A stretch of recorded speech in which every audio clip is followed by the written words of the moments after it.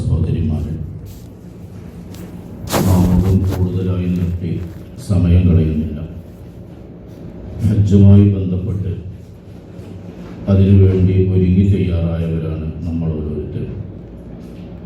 സാധാരണ ഏതൊരു അമലാണെങ്കിലും ആ അമല് പൂർണ്ണമാവണമെങ്കിൽ എല്ലാവരും ചെയ്യുന്നത് പോലെ അനുകരിച്ചാൽ അതിന് പ്രതിഫലം ഉണ്ടായിക്കൊള്ളണമെന്നില്ല.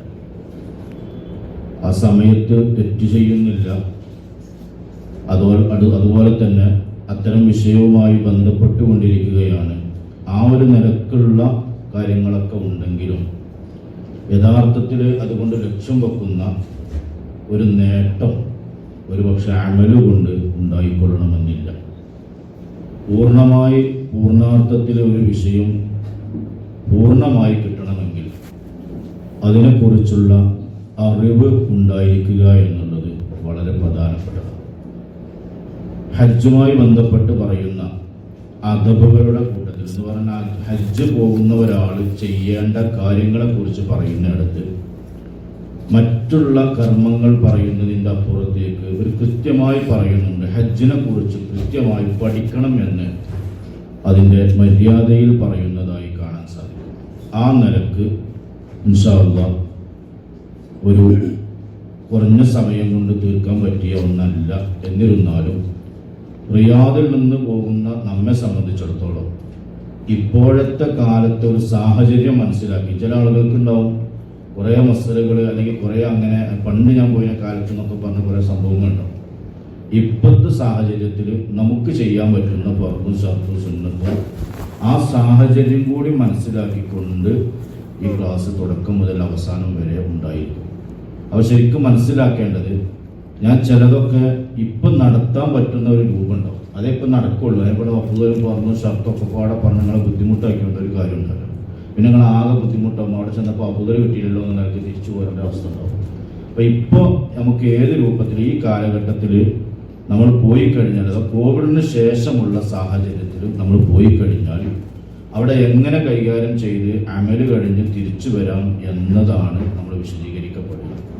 അപ്പോൾ അതിൽ ഇൻഷാ അല്ലാഹ് ഉംറ ചെയ്യുന്നത് പോലെ ഏകദേശമൊക്കെ അങ്ങനെ ആണെങ്കിൽ പോലും നമ്മൾ കുറേ കാര്യങ്ങൾ ഇതിൽ കൂടുതലായി ശ്രദ്ധിക്കേണ്ടതുള്ളത് കൊണ്ട് പറ്റുന്ന ആളുകളൊക്കെ അത് നോട്ട് ചെയ്യുക, വളരെ കൃത്യമായി മനസ്സിലാക്കുക. ഓരോ വിഷയങ്ങൾ കഴിഞ്ഞാൽ അതിലെന്തെങ്കിലും സംശയങ്ങൾ നിങ്ങൾക്ക് അപ്പം അതിന് ചോദിക്കാവുന്നതാണ്.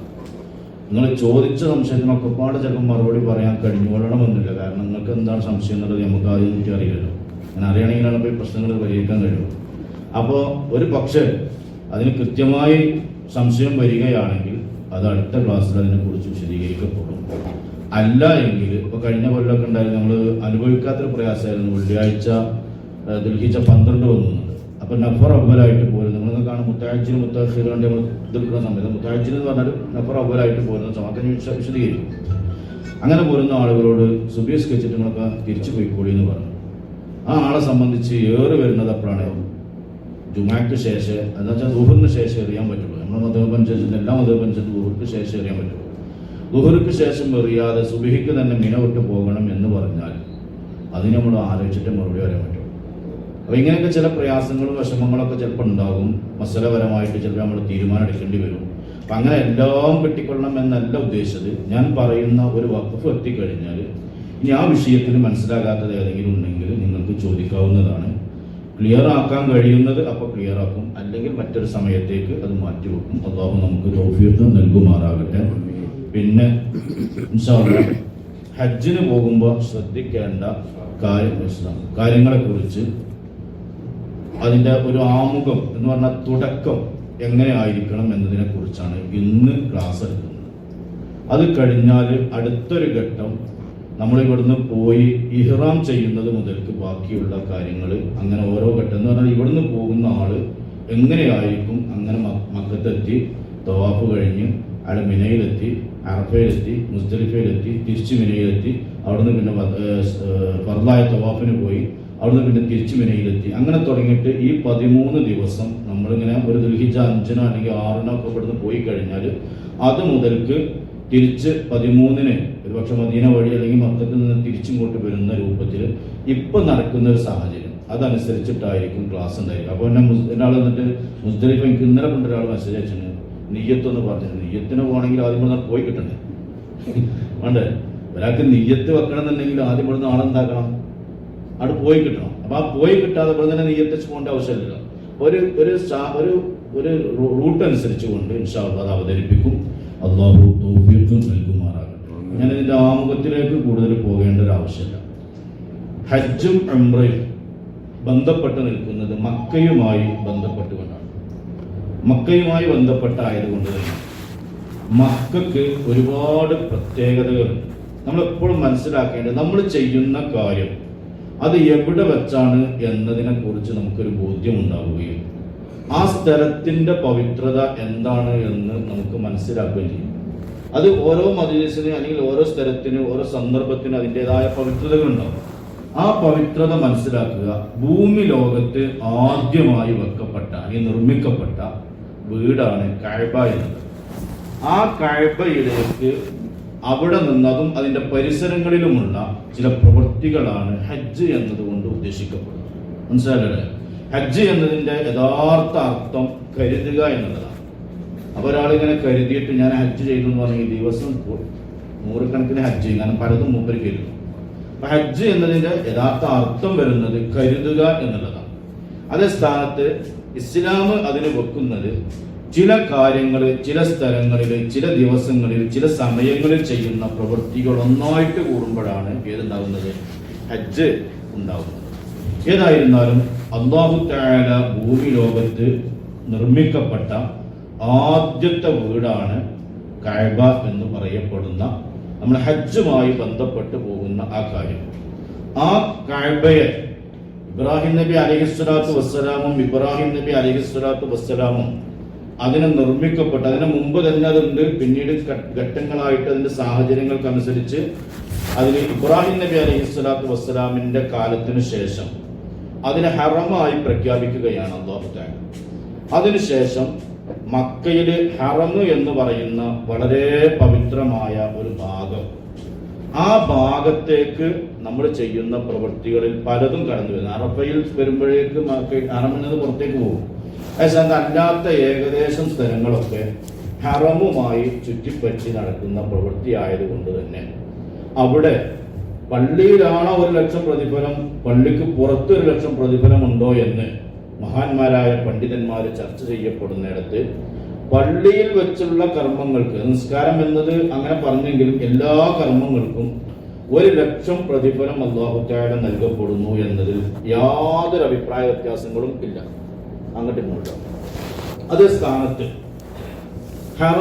പള്ളിയുടെ നിസ്കരിക്കുന്ന ആ മതാഫിന് ചുറ്റുമുള്ള പള്ളി അല്ലാത്ത ഹറമിന്റെ മുഴുവൻ ഭാഗങ്ങളിലും ഒരാൾ ഒരു നന്മ ചെയ്തു കഴിഞ്ഞാൽ അതിന് 1,00,000 പ്രതിഫലമുണ്ട് എന്ന് മഹാന്മാരായ പണ്ഡിതന്മാർ വിശദീകരിക്കുന്നുണ്ട്.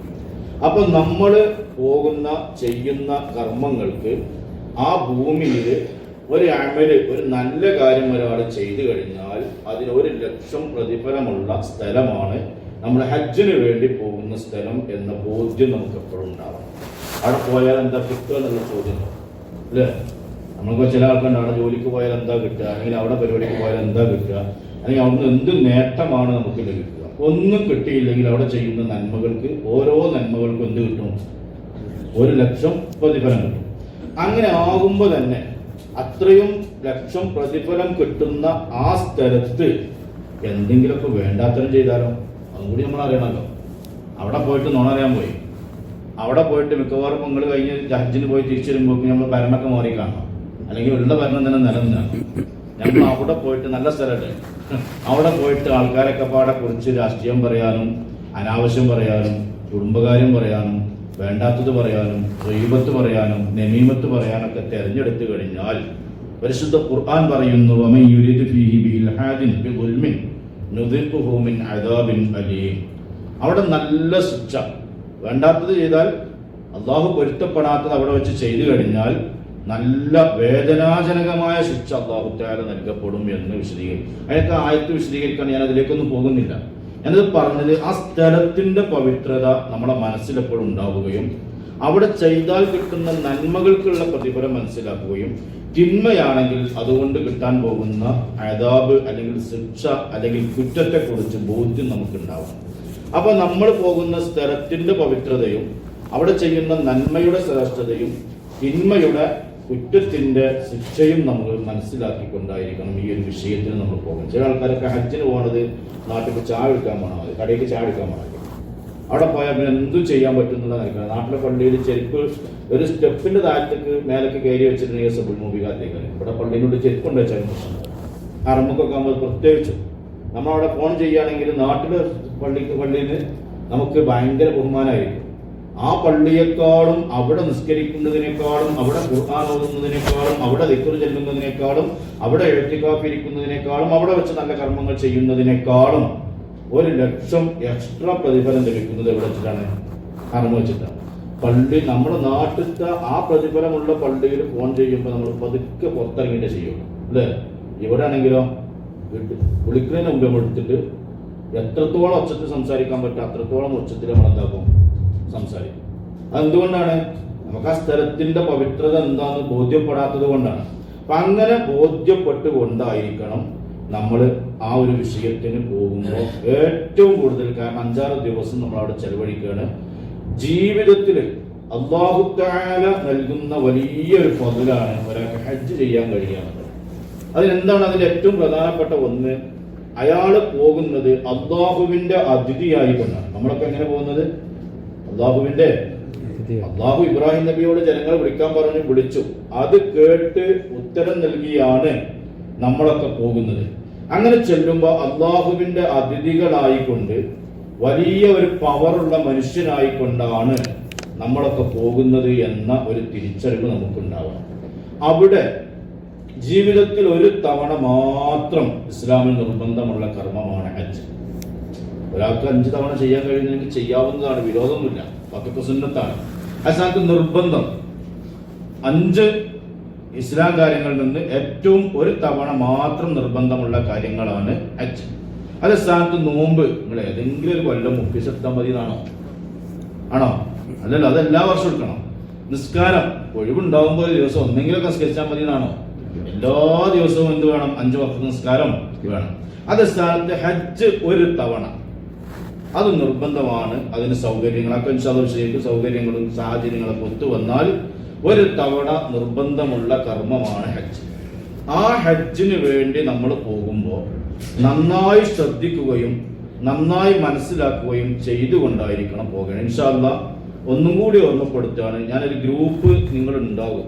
ഇപ്പൊ ഒരു കാര്യമായിട്ട് ചർച്ച ഒന്നും ചെയ്യാത്തത് കൊണ്ട് അതിൽ കാണുന്ന വായതിന്റെയും പ്രസംഗത്തിന്റെയും മറ്റു പോസ്റ്റർ ഇടാൻ വേണ്ടി ഇപ്പൊ തൽക്കാലം അങ്ങനെ വെച്ചതല്ല. ചില ആൾക്കാർക്കൊക്കെ അങ്ങനെ എല്ലാ കാര്യം തന്നെയാണ്. ഞാനിപ്പോ അതിനൊന്നും എതിർക്കുന്നില്ല. അതിൽ അത്രയും ആ അവസ്ഥ നിങ്ങൾക്ക് അറിയില്ല എന്നൊക്കെ ചിലപ്പോൾ ചോദിക്കാൻ സാധ്യതയുണ്ട്. ഒരവസ്ഥ അറിയാത്തത് കൊണ്ടല്ല. ആ ഗ്രൂപ്പിൽ എന്താക്കണ്ട, മരിച്ചതും ജനിച്ചതും എന്ത് അപകടം ഉണ്ടെങ്കിലും എന്ത് പ്രയാസമുള്ളതാണെങ്കിലും ആ ഗ്രൂപ്പിൽ ഇടേണ്ട ആവശ്യമില്ല. അതങ്ങനെ കടന്നോട്ടെ. ഇൻഷാ അല്ലാഹ് അതിൽ നിങ്ങൾക്ക് ആവശ്യമായത് അതത് സമയത്ത് ഹജ്ജ് കഴിഞ്ഞ് തിരിച്ചു വരുന്നത് വരെ അവിടെ ഇടും. അത് കേൾക്കുക എന്നതിന്റെ അപ്പുറത്തേക്ക് അതിലെന്തെങ്കിലും സംശയങ്ങൾ ഉണ്ടെങ്കിൽ ആ ഗ്രൂപ്പിൽ ചോദിക്കണം. കാരണം കുറെ വോയിസ് വന്നാൽ പിന്നെ ചില ആൾക്കാർ മൊബൈലിന് വല്ല കപ്പാസിറ്റി ഒന്നും ഉണ്ടായിക്കണമെന്നില്ല. അപ്പൊ സ്വാഭാവികമായിട്ട് അത് ബുദ്ധിമുട്ടുണ്ടാക്കും. അതുകൊണ്ട് അതിൽ വരുന്ന സംശയങ്ങൾ ഉണ്ടെങ്കിൽ അതെന്നോട് PM-ലായി ചോദിക്കുക. അത് പൊതുവായിട്ട് അറിയേണ്ടതാണെങ്കിൽ ഞാൻ അവിടെ കൊണ്ടുപോയി പോസ്റ്റ് ചെയ്തുകൊണ്ട് അതിന് മറുപടി അവിടെ കൊണ്ടുപോയി പോസ്റ്റ് ചെയ്യുക. അല്ലെങ്കിൽ ഒറ്റയ്ക്ക് കിട്ടുന്ന മറുപടി ആണെങ്കിൽ അവിടെ എന്താക്കുക, ആൾക്ക് നേരിട്ട് മറുപടി കൊടുത്ത് പിരിയാവുന്നതാണ്. ആ നിലയ്ക്ക് ആ ഗ്രൂപ്പ് കാണാൻ പാടുള്ളൂ എന്ന് സാന്ദർഭികമായി ഓർമ്മപ്പെടുത്തുകയാണ്. ഹജ്ജിന്റെ നമ്മളൊരു ഹജ്ജ് പോകുമ്പോൾ നമ്മൾ അവിടെ ഉണ്ടാകുന്ന ചില സന്ദർഭങ്ങളുണ്ട്. ഇപ്പം മിനയിൽ താമസിക്കുന്നുണ്ട്, അറഫയിൽ താമസിക്കുന്നുണ്ട്, മുസ്ദലിഫയിൽ രാപ്പാർക്കുന്നുണ്ട്. അതുപോലെ തന്നെ കഅബയുമായി ബന്ധപ്പെട്ട ചില കാര്യങ്ങൾ നമ്മൾ ചെയ്യുന്നുണ്ട്, തവാഫ് ചെയ്യുന്നുണ്ട്, ഇഹ്റാമിൽ അഥവാ ഈ വേഷമൊക്കെ മാറിയിട്ട് വേറൊരു വേഷത്തിലേക്ക് നമ്മൾ മാറുന്നുണ്ട്, മുടി കളയുന്നുണ്ട്, അറവ് നടത്തുന്നുണ്ട്. ഇങ്ങനെ തുടങ്ങി കുറേ കാര്യങ്ങൾ ഹജ്ജുമായി ബന്ധപ്പെട്ട് നമ്മൾ ചെയ്യുന്നുണ്ട്. അതിൽ ഏറ്റവും പ്രധാനപ്പെട്ട ഒന്ന് ഈ ഹജ്ജ് കൊണ്ട് നമ്മളെ മനസ്സിൽ ഇങ്ങനെ ഉണ്ടാവേണ്ടത്, നമ്മളൊക്കെ മരണപ്പെട്ട് നാളെ മഹ്ശറിലേക്ക് പോകുന്ന ഒരു സാഹചര്യമുണ്ട്. അതിനെ ഞാൻ വിശദീകരിക്കാനല്ല ആഗ്രഹിക്കുന്നത്. ആ മഹ്ശറിലേക്ക് പോകുന്ന ആ ഒരു അവസ്ഥയെ സൂചിപ്പിക്കുന്നതാണ് യഥാർത്ഥത്തിൽ ഹജ്ജ്. അതുകൊണ്ടാണ് ഹജ്ജ് കഴിയുമ്പോൾ ആള് നന്നാവുക എന്ന് പറഞ്ഞാൽ അയാളിങ്ങനെ പോയിട്ട് ഡ്രസ്സൊക്കെ മാറ്റി എല്ലാവരും പോണത് പോലെ പോയി തിരിച്ചു വന്നാൽ ആള് നന്നാവില്ല. അയാളെ സംബന്ധിച്ച് എന്താണ്, ആൾക്കാരടിയിൽ ഞാനൊരു ഹാജിയായി എന്ന് പറയാൻ പറ്റും. പണ്ടൊക്കെ നമ്മുടെ നാട്ടിലൊക്കെ എല്ലാവരുടെ പേരിലും അങ്ങനെ പോയി എന്നൊരു ഹാജി ഉണ്ട്. പിന്നെ വീടുകയാണെങ്കിൽ പിന്നെ ഹാജി ഇല്ലാത്ത ഒരാളും ഉണ്ടാവില്ല. അതുകൊണ്ട് ഇപ്പോൾ ആരും അങ്ങനെ എന്താക്കാറില്ല, വിളിക്കാറില്ല. എന്നാലും നമ്മളൊരു ഹജ്ജ് ചെയ്തില്ലെങ്കിലും മോശമാണല്ലോ എന്ന് കരുതുക. അങ്ങനെ പോയി തിരിച്ച് വന്നു കഴിഞ്ഞാൽ ഈ പറയുന്ന നേട്ടങ്ങളൊന്നും ആത്മീയപരമായ അയാൾക്കുണ്ടാകുന്നതല്ല. അതുകൊണ്ട് ഉണ്ടാവേണ്ടത് ഹാജി എന്ന് പറയുന്നത് ഖബറിൽ നിന്ന് എഴുന്നേറ്റ് എന്ന് പറഞ്ഞാൽ ഇവിടെ നിന്ന് പോകുമ്പോൾ അയാൾ ഖബറിൽ നിന്ന് എഴുന്നേറ്റ് പോകണം. തിന്മകളിൽ നിന്ന്, വേണ്ടാത്തരങ്ങളിൽ നിന്ന്, കണ്ണുകള്, മറ്റും അവയവങ്ങളും ശരീരങ്ങളും ചിന്തകളും പ്രവൃത്തികളും ഒക്കെ വേണ്ടാത്തരത്തിൽ നിൽക്കുന്ന ഒരു ഖബർ, ഒരു ഇരുളടഞ്ഞ ഒരു ഭാഗം. അങ്ങനെ ഒരു ആത്മീയപരമായി പിന്നോട്ട് പോയ ഒരു ഭാഗത്ത് നിന്ന് എഴുന്നേറ്റ് മഹ്ശറയിലേക്കുള്ള ഒരു യാത്ര. ആ യാത്രയാണ് യഥാർത്ഥത്തിൽ ഹജ്ജുമായി ബന്ധപ്പെട്ട് നമ്മുടെ യാത്ര സൂചിപ്പിക്കുന്നത് എന്ന് ഇമാം നവവി റളിയല്ലാഹു അൻഹു അവിടുത്തെ ഇലാഹിൽ രേഖപ്പെടുത്തിയതായി കാണാൻ സാധിക്കും. അപ്പൊ നിങ്ങളൊന്നിങ്ങനെ ആലോചിച്ച് നോക്കി, നമ്മുടെ ജീവിതത്തിൽ വന്നുപോയ തെറ്റുകളും കുറ്റങ്ങളും പിഴവുകളൊക്കെ വെച്ച് നമ്മളൊരു ഇരുളിൽ ജീവിക്കുകയാണ്. ഖബർ എന്നത് എന്താണ്, ഒരു ഇരുളുള്ള ഒരു സ്ഥലമാണ്. ആ ഇരുളിൽ ഇങ്ങനെ ജീവിക്കുമ്പോൾ അവിടെ നിന്ന് എഴുന്നേറ്റ് മഹ്ശറ അഥവാ നമുക്ക് വിചാരണ ചെയ്യപ്പെടാൻ പറ്റുന്ന, നമ്മെ കണക്ക് കൂട്ടാൻ പറ്റുന്ന, ഈ തെറ്റുകുറ്റങ്ങളൊക്കെ എന്താണ് എന്ന് വിലയിരുത്താൻ പറ്റുന്ന മഹ്ശറയിലേക്കുള്ള ഒരു യാത്രയാണ് ഹജ്ജിന്റെ ഒരു ആത്മീയ വശം നമ്മുടെ മനസ്സിലുണ്ടാകണം. അപ്പൊ നമ്മൾ ഇവിടെ ഇങ്ങനെ ബസ്സിൽ നിന്ന് പോകുമ്പോൾ ചില ആളുകൾ വാഹനത്തിൽ പോകും, ചില ആളുകൾ നടന്നു പോകും, ചില ആളുകൾ മുട്ടുകുത്തി പോകും, ചില ആളുകൾ ഇഴഞ്ഞു പോകും മഹ്ശറയിലേക്ക് എന്ന് പറഞ്ഞതുപോലെ നമ്മൾ ആ പോകുന്ന യാത്രയിൽ ഉണ്ടാകുന്ന ബുദ്ധിമുട്ടുകളും പ്രയാസങ്ങളും വിഷമങ്ങളും ഭക്ഷണം കിട്ടാതിരിക്കലും ഒരുപാട് സമയം ചെക്ക് പോസ്റ്റിൽ കാത്തിരിക്കലും ഒക്കെ നാളെ മഹ്ശറയെ സൂചിപ്പിക്കുന്ന ഒരു രംഗമാണ് എന്ന് ഇമാം നവവി റളിയല്ലാഹു അൻഹു നമ്മെ സൂചിപ്പിക്കുകയാണ്. അതുപോലെ തന്നെ നമ്മളിങ്ങനെ പോകുമ്പോൾ ആ പോണ പോക്കില് നമുക്കറിയാം മഹ്ശറയില് എല്ലാവരും പറയുന്നൊരു വാക്കുണ്ട്, നഫ്സി നഫ്സി. പഠിച്ചോനെ എന്റെ കാര്യം തന്നെ നോക്കാൻ കഴിയുന്നില്ല, എന്റെ ശരീരം അല്ലെങ്കിൽ ഞാൻ എന്റെ അവസ്ഥ എന്താണ് എന്നിങ്ങനെ ആ ഒരു ദിക്ർ ഇങ്ങനെ ആവർത്തിച്ചു കൊണ്ടിരിക്കുന്ന രംഗം. ആ രംഗത്തെ സൂചിപ്പിക്കുന്നതാണ് ലബ്ബൈക് അല്ലാഹുമ്മ ലബ്ബൈക് എന്ന് തുടങ്ങുന്ന ആ തൽബിയത്ത് എന്ന് മഹാന്മാരായ പണ്ഡിതൻ ബഹുമാനപ്പെട്ട ഇമാം നവവി റളിയല്ലാഹു അൻഹു വിശദീകരിക്കുകയാണ്. മാത്രമല്ല റസൂലുള്ളാഹി സ്വല്ലല്ലാഹു അലൈഹി വസല്ലമ തങ്ങൾ പറഞ്ഞ ഏറ്റവും കൂടുതൽ അധികരിപ്പിക്കേണ്ട തൽബിയത്ത് കൊണ്ട് ശബ്ദമുയർത്തണം എന്ന് പറയപ്പെട്ട ആ ഒരു വാക്കിനോട് അല്ലെങ്കിൽ ആ സുന്നത്തിനോട് അനുകൂലിക്കുകയും അതോടൊപ്പം തന്നെ നാളെ മഹ്ശറയിൽ എല്ലാവരും നാവുകൊണ്ട് പറയുന്ന മഹ്ശറയിലേക്ക് പോകുമ്പോൾ ആ ഒരു അടങ്ങേറ്, പ്രയാസം, വിഷമങ്ങൾ ഇങ്ങനെ കാണുമ്പോൾ നഫ്സി നഫ്സി എന്ന് പറയുന്നത് പോലെ ആ തൽബിയത്ത് നമ്മെ ഓർമ്മപ്പെടുത്തുകയാണ്. അതാണ് ഹജ്ജിലൂടെ ഉണ്ടാകുന്ന മറ്റൊരു ആത്മീയത. അതുപോലെ തന്നെ അറഫയിൽ നിൽക്കുക എന്നുള്ളത്, അത് യഥാർത്ഥത്തിൽ നമ്മൾ മഹ്ശറയിൽ ഇങ്ങനെ നിൽക്കുമ്പോൾ പഠിച്ചോനെ അള്ളാഹു ഇവിടെ നിന്ന് കലിഞ്ഞു കഴിഞ്ഞാൽ ഞാൻ രക്ഷപ്പെടും, ഇല്ല എങ്കിൽ എന്റെ പ്രയാസം ഇവിടെ എന്റെ ഹിസാബ് അള്ളാഹു തആല ആ രൂപത്തിൽ കണ്ടാൽ എന്നതുപോലെ പ്രതീക്ഷയിലും അള്ളാഹുവിലുള്ള ആഗ്രഹത്തിലും നമ്മൾ നല്ലൊരു ജീവിതത്തിലേക്ക് എത്തും എന്ന രൂപത്തിലൊക്കെ ആയി. അതുകൊണ്ടാണ് അറഫയിൽ ടെന്റ് ഉണ്ടാകും, എന്നാലും സൂര്യൻ കൊള്ളുന്ന രൂപത്തിൽ പുറത്തിറങ്ങി നിൽക്കണം എന്നൊക്കെ പറയാനുള്ള കാരണം നാളെ മഹ്ശറയിൽ അള്ളാഹുവിന്റെ മുന്നിൽ താഴ്ന്ന് കേണ് എനിക്ക് രക്ഷപ്പെടാൻ വല്ല പഴുതുമുണ്ടോ എന്ന് അന്വേഷിച്ച് പ്രതീക്ഷിച്ചു കൊണ്ടിരിക്കുന്നത് പോലെ അറഫ എന്ന് പറയുന്നത് മഹ്ശറയിലെ നൃത്തത്തെ സൂചിപ്പിക്കുന്നതാണ് എന്ന് മഹാന്മാരായ പണ്ഡിതന്മാർ വിശദീകരിക്കുകയാണ്. അറഫയിൽ നിന്നുള്ള പിരിഞ്ഞ് മുസ്ദലിഫയിലേക്കുള്ള യാത്ര, അതിങ്ങനെ പറയുമ്പോൾ പഠിച്ചനെ കുറെ പോകാണ്ടാവുമെന്നൊക്കെ നിങ്ങൾ ബേജാറാവും. അങ്ങനൊന്നും പേടിക്കേണ്ട ഒരു ആവശ്യമില്ല. അതൊക്കെ വളരെ പെട്ടെന്ന് നടക്കുന്ന കാര്യങ്ങളാണ്. നമ്മൾ സ്ഥലത്തുനിന്ന് ഒരു സ്ഥലത്തേക്ക് പോകുക എന്ന് പറയുമ്പോൾ അതങ്ങനെ നീണ്ടൊരു പോക്കോ അല്ലെങ്കിൽ അത്ര ബുദ്ധിമുട്ടുകളൊന്നും ഇപ്പോഴത്തെ സാഹചര്യത്തിൽ ഏറ്റവും നല്ല സുഖമാണ് കോവിഡിന് ശേഷം ഹജ്ജ് ചെയ്യുന്നത്. ഞാൻ അനുഭവിച്ചതാണ്. എനിക്ക് കോവിഡിന് മുമ്പത്തേക്കാൾ സന്തോഷം തോന്നിയത് കോവിഡിന് ശേഷം. കാരണം നമ്മുടെ പരിചയമുള്ള ഓരോ ടെൻഡിലിരിപ്പുണ്ടായിക്കോണം അല്ലേ. അതുകൊണ്ട് എന്ത് കുറഞ്ഞിട്ടും സംസാരം കുറഞ്ഞിട്ടും. മറ്റത് നമ്മൾ പരിചയമുള്ള ആൾക്കാർ എന്തായാലും എന്തെങ്കിലും ഒന്നും പറയാക്കാൻ പറ്റില്ല. ഇവിടെ നമുക്ക് ഓതണമെങ്കിൽ ഓതാം, ഉറങ്ങണമെങ്കിൽ ഉറങ്ങാം, ദിക്റല്ലെങ്കിൽ ദിക്റില്ല, മറ്റെന്തെങ്കിലും നല്ല കാര്യങ്ങൾ ചെയ്യണമെന്നുണ്ടെങ്കിൽ സ്വസ്ഥമായിട്ട് ഒരാളെ ശല്യമില്ലാതെ. കാരണം അപ്പുറത്തുള്ള ആൾ വേറെ ഭാഷക്കാരനെ കാരണം അയാൾക്ക് ഇപ്പോൾ ഞങ്ങൾ സംസാരിക്കുന്ന ഇഷ്ടം ഉണ്ടാവില്ല. നമ്മുടെ ഭാഷ ഇല്ലാത്തതുകൊണ്ട് കൂടുതലായിട്ട് നമുക്ക് പറയാനും കിട്ടില്ല. ഞക്കെ പറഞ്ഞാൽ ഒരു ഉറപ്പുണ്ടാവില്ല. അവിടുത്തെ പിന്നെ അത് കഴിയല്ലോ, പിന്നെ രണ്ടു ഉറങ്ങലേക്കാണ്. അപ്പൊ അതുകൊണ്ട് ഏറ്റവും നല്ല റാഹത്തിൽ ഹജ്ജ് ചെയ്യാൻ പറ്റുന്ന സന്ദർഭം കൂടിയാണ്. അതുപോലെ തന്നെ അറഫയിൽ നിന്ന് മുസ്ദലിഫയിലേക്കുള്ള യാത്ര, അത് ഖിയാമത്ത് നാളില് ഹിസാബ് കഴിഞ്ഞ് ചോദ്യം ചെയ്യലൊക്കെ കഴിഞ്ഞതിന് ശേഷം ഒന്നിരിക്കുന്ന നരകത്തേക്ക് അല്ലെങ്കിൽ സ്വർഗത്തേക്ക് ആ പോകുന്ന യാത്രയെ സൂചിപ്പിക്കുന്നതാണ്. അവിടെ നിന്നാണ് നമ്മൾ ടേണിംഗ് പോയിന്റ്. അഥവാ അറഫയിൽ നിന്ന് ആ മഹ്ശറയിൽ നിന്ന് രക്ഷപ്പെട്ട് സ്വർഗത്തിലെത്തുന്ന ആളുകളുണ്ടാവും. അവിടെ നിന്ന് എന്തായാലും കഴിച്ചിലായി പിന്നെ നരകത്തിലേക്ക് പോകുന്ന ആളുകളും ഉണ്ടാവും. അപ്പൊ നമ്മൾ അവിടെ നിന്ന് ഒരു ടേണിംഗ് പോയിന്റാണ്. എങ്ങോട്ടാണ് നമ്മളെ വിജയപരാജയം എന്നത് സൂചിപ്പിക്കുന്ന ഒരു യാത്രയാണ് ഏത് മുസ്ദലിഫയിലുള്ള രാപ്പാക്കുക എന്നത്. അത് കഴിഞ്ഞ് അവിടെ തന്നെ മുസ്ദലിഫയിലേക്ക് പോക്കുണ്ടോ, മുസ്ദലിഫയിലെ പോക്ക് ആ ജയപരാജയങ്ങൾ വിലയിരുത്തലുകൾ കഴിഞ്ഞ് അങ്ങോട്ടുള്ള യാത്രയാണ്. അവിടെ ചെന്നുകൊണ്ടുള്ള താമസം, അവിടെ ഉണ്ടല്ലോ നമ്മൾ പഠിച്ചോനെ നരകത്തിലൊക്കെ കിടക്കുകയാണെങ്കിൽ അല്ലെങ്കിൽ അത്തരം സ്ഥലങ്ങളിൽ ചെല്ലുകയാണെങ്കിൽ ഷഫായത്ത് പ്രതീക്ഷിച്ചു കൊണ്ടിരിക്കുന്ന ഒരു സന്ദർഭം, അതിനെ സൂചിപ്പിക്കുന്നതാണ് മുസ്ദലിഫയിലുള്ള നമ്മുടെ താമസം എന്നുള്ളത് എന്ന് മഹാന്മാര് പറയുകയാണ്. ബാക്കി ഏറുകൾ മറ്റുള്ളതൊക്കെ ഇതൊക്കെ കഴിഞ്ഞ് നമ്മൾ രക്ഷപ്പെട്ട് പിറ്റേ ദിവസത്തെ ഏറോടുകൂടെ ഇനി ഉണ്ടായിരുന്ന എല്ലാം എറിഞ്ഞ് നമ്മുടെ ശരീരത്തിൽ നിന്ന് മാറ്റി അത് ആ കല്ലിങ്ങനെ കൊണ്ടിട്ട് ആ കുഴിയിലേക്ക് ഇടുക എന്നുള്ളതല്ല അർത്ഥം.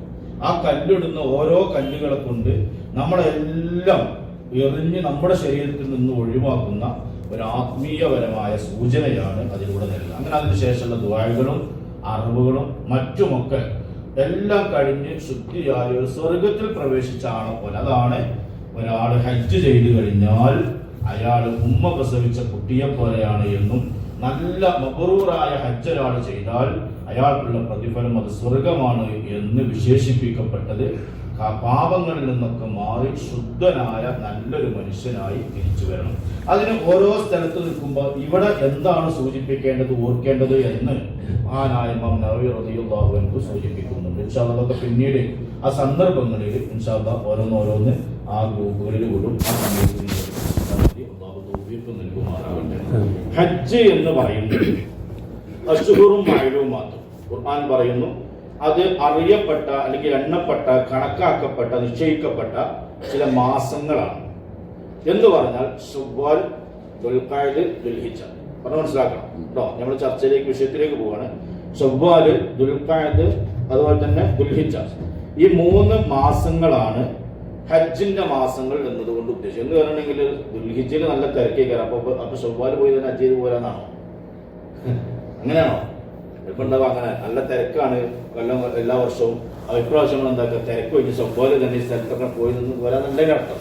ഹജ്ജ് തുടങ്ങുന്നത് ശവ്വാല് 1 പെരുന്നാൾ കഴിഞ്ഞത് മുതൽക്ക് തുടങ്ങി ദുൽഹിജ്ജ 12 വരെയുള്ള സമയമാണ്. അതിന്റെ ഇടയിലാണ് ഇതൊക്കെ തിരങ്ങി 13 12 നിർത്തിപ്പോരാ, 13 നിർത്തിപ്പോരാ, 2 കുഴപ്പമില്ല, പിന്നീട് വിശദീകരിക്കും. ഈ മാസങ്ങളാണ് ഹജ്ജിന്റെ മാസങ്ങൾ എന്ന് പറയപ്പെടുന്നത്. ഫമൻ ഫറദ ഫീഹിന്നൽ ഹജ്ജ, അങ്ങനെ ഒരാൾക്ക് ഹജ്ജ് നിർബന്ധമായാൽ, ഫർളായി കഴിഞ്ഞു പറഞ്ഞാൽ അയാൾക്ക് ഹജ്ജിന് പോകാൻ പറ്റുന്ന എല്ലാ സാഹചര്യങ്ങളും അയാൾക്ക് റാഹത്തായി കഴിഞ്ഞാൽ, ഫലാ റഫത വലാ ഫുസൂഖ വലാ ജിദാല, ഇത് 3 ഹജ്ജിന് ഉണ്ടാവാൻ പാടില്ല. ഞാൻ അതൊന്ന് വിശദീകരിച്ചില്ല. വലാ റഫത വലാ ഫുസൂഖ വലാ ജിദാല ഫിൽ ഹജ്ജ്, ഇത് 3 ഹജ്ജിന് ഉണ്ടാവാൻ പാടില്ല. വലാ റഫത എന്നതുകൊണ്ട് ഉദ്ദേശിക്കപ്പെടുന്നത്, അത് മഹാന്മാരായ പണ്ഡിതന്മാർ വിശദീകരിക്കുന്നു, സ്ത്രീകളുമായി കൊണ്ട് വൈകാരികമായ സംസാരങ്ങൾ ഇല്ലാതിരിക്കുക എന്നുള്ളതാണ്. ബഹുമാനപ്പെട്ട ഇബ്നു ഉമർ റളിയല്ലാഹു അൻഹു ഈ അഭിപ്രായമാണ് രേഖപ്പെടുത്തിയിട്ടുള്ളത്. അവിടെ വൈകാരികമായ കാര്യങ്ങളിലേക്ക്, അതിന് സ്ത്രീകളുമായി ബന്ധപ്പെടുന്ന വിഷയത്തിലേക്ക് പോകുന്ന അത്തരം വിഷയങ്ങൾ ഹജ്ജിന്റെ സന്ദർഭങ്ങളിൽ അത് ഉണ്ടാവാൻ പാടില്ല. എന്ന് പറഞ്ഞാൽ ആ പ്രവൃത്തി എന്നതല്ല ഉദ്ദേശിക്കുന്നത്, അതുമായി ബന്ധപ്പെട്ട വാക്കുകളും ഉണ്ടാവാൻ പാടില്ല എന്ന് മഹാന്മാരായ പണ്ഡിതന്മാര് വിശദീകരിച്ചതായി കാണാൻ സാധിക്കും. രണ്ടാമത്തത് വലാ ഫുസൂഖ. അപ്പൊ നിങ്ങൾ ആലോചിച്ച് നോക്കണം, ആ ദിവസങ്ങളിൽ അത്തരം കാര്യങ്ങളിൽ നിന്ന്, അത്തരം ചിന്തകളിൽ നിന്ന്, അത്തരം വാക്കുകളിൽ നിന്ന് മാറി നിൽക്കാൻ പറയുന്നു. അങ്ങനെ മാറി നിൽക്കുമ്പോഴാണ് പൂർണ്ണമായ ഹജ്ജാകുന്നത്. രണ്ടാമത്തത് വലാ ഫുസൂഖ, ഫുസൂഖ് പാടില്ല. ഫുസൂഖ് എന്ന് പറഞ്ഞാൽ പിസ്ക്, തമ്മാടിത്തരം എന്നൊക്കെ നമ്മൾ സാധാരണ മലയാളം പറയാറുണ്ട്. ഇവിടെ ഉദ്ദേശിക്കുന്നത് സിബാബുൽ മുസ്ലിം ഫുസൂഖ്, ഒരു മുസ്ലിമിനെ കുറ്റം പറയുക എന്നുള്ളത് അല്ലെങ്കിൽ ചീത്ത പറയുക എന്നുള്ളത് അത് ഫിസ്ഖാണ്.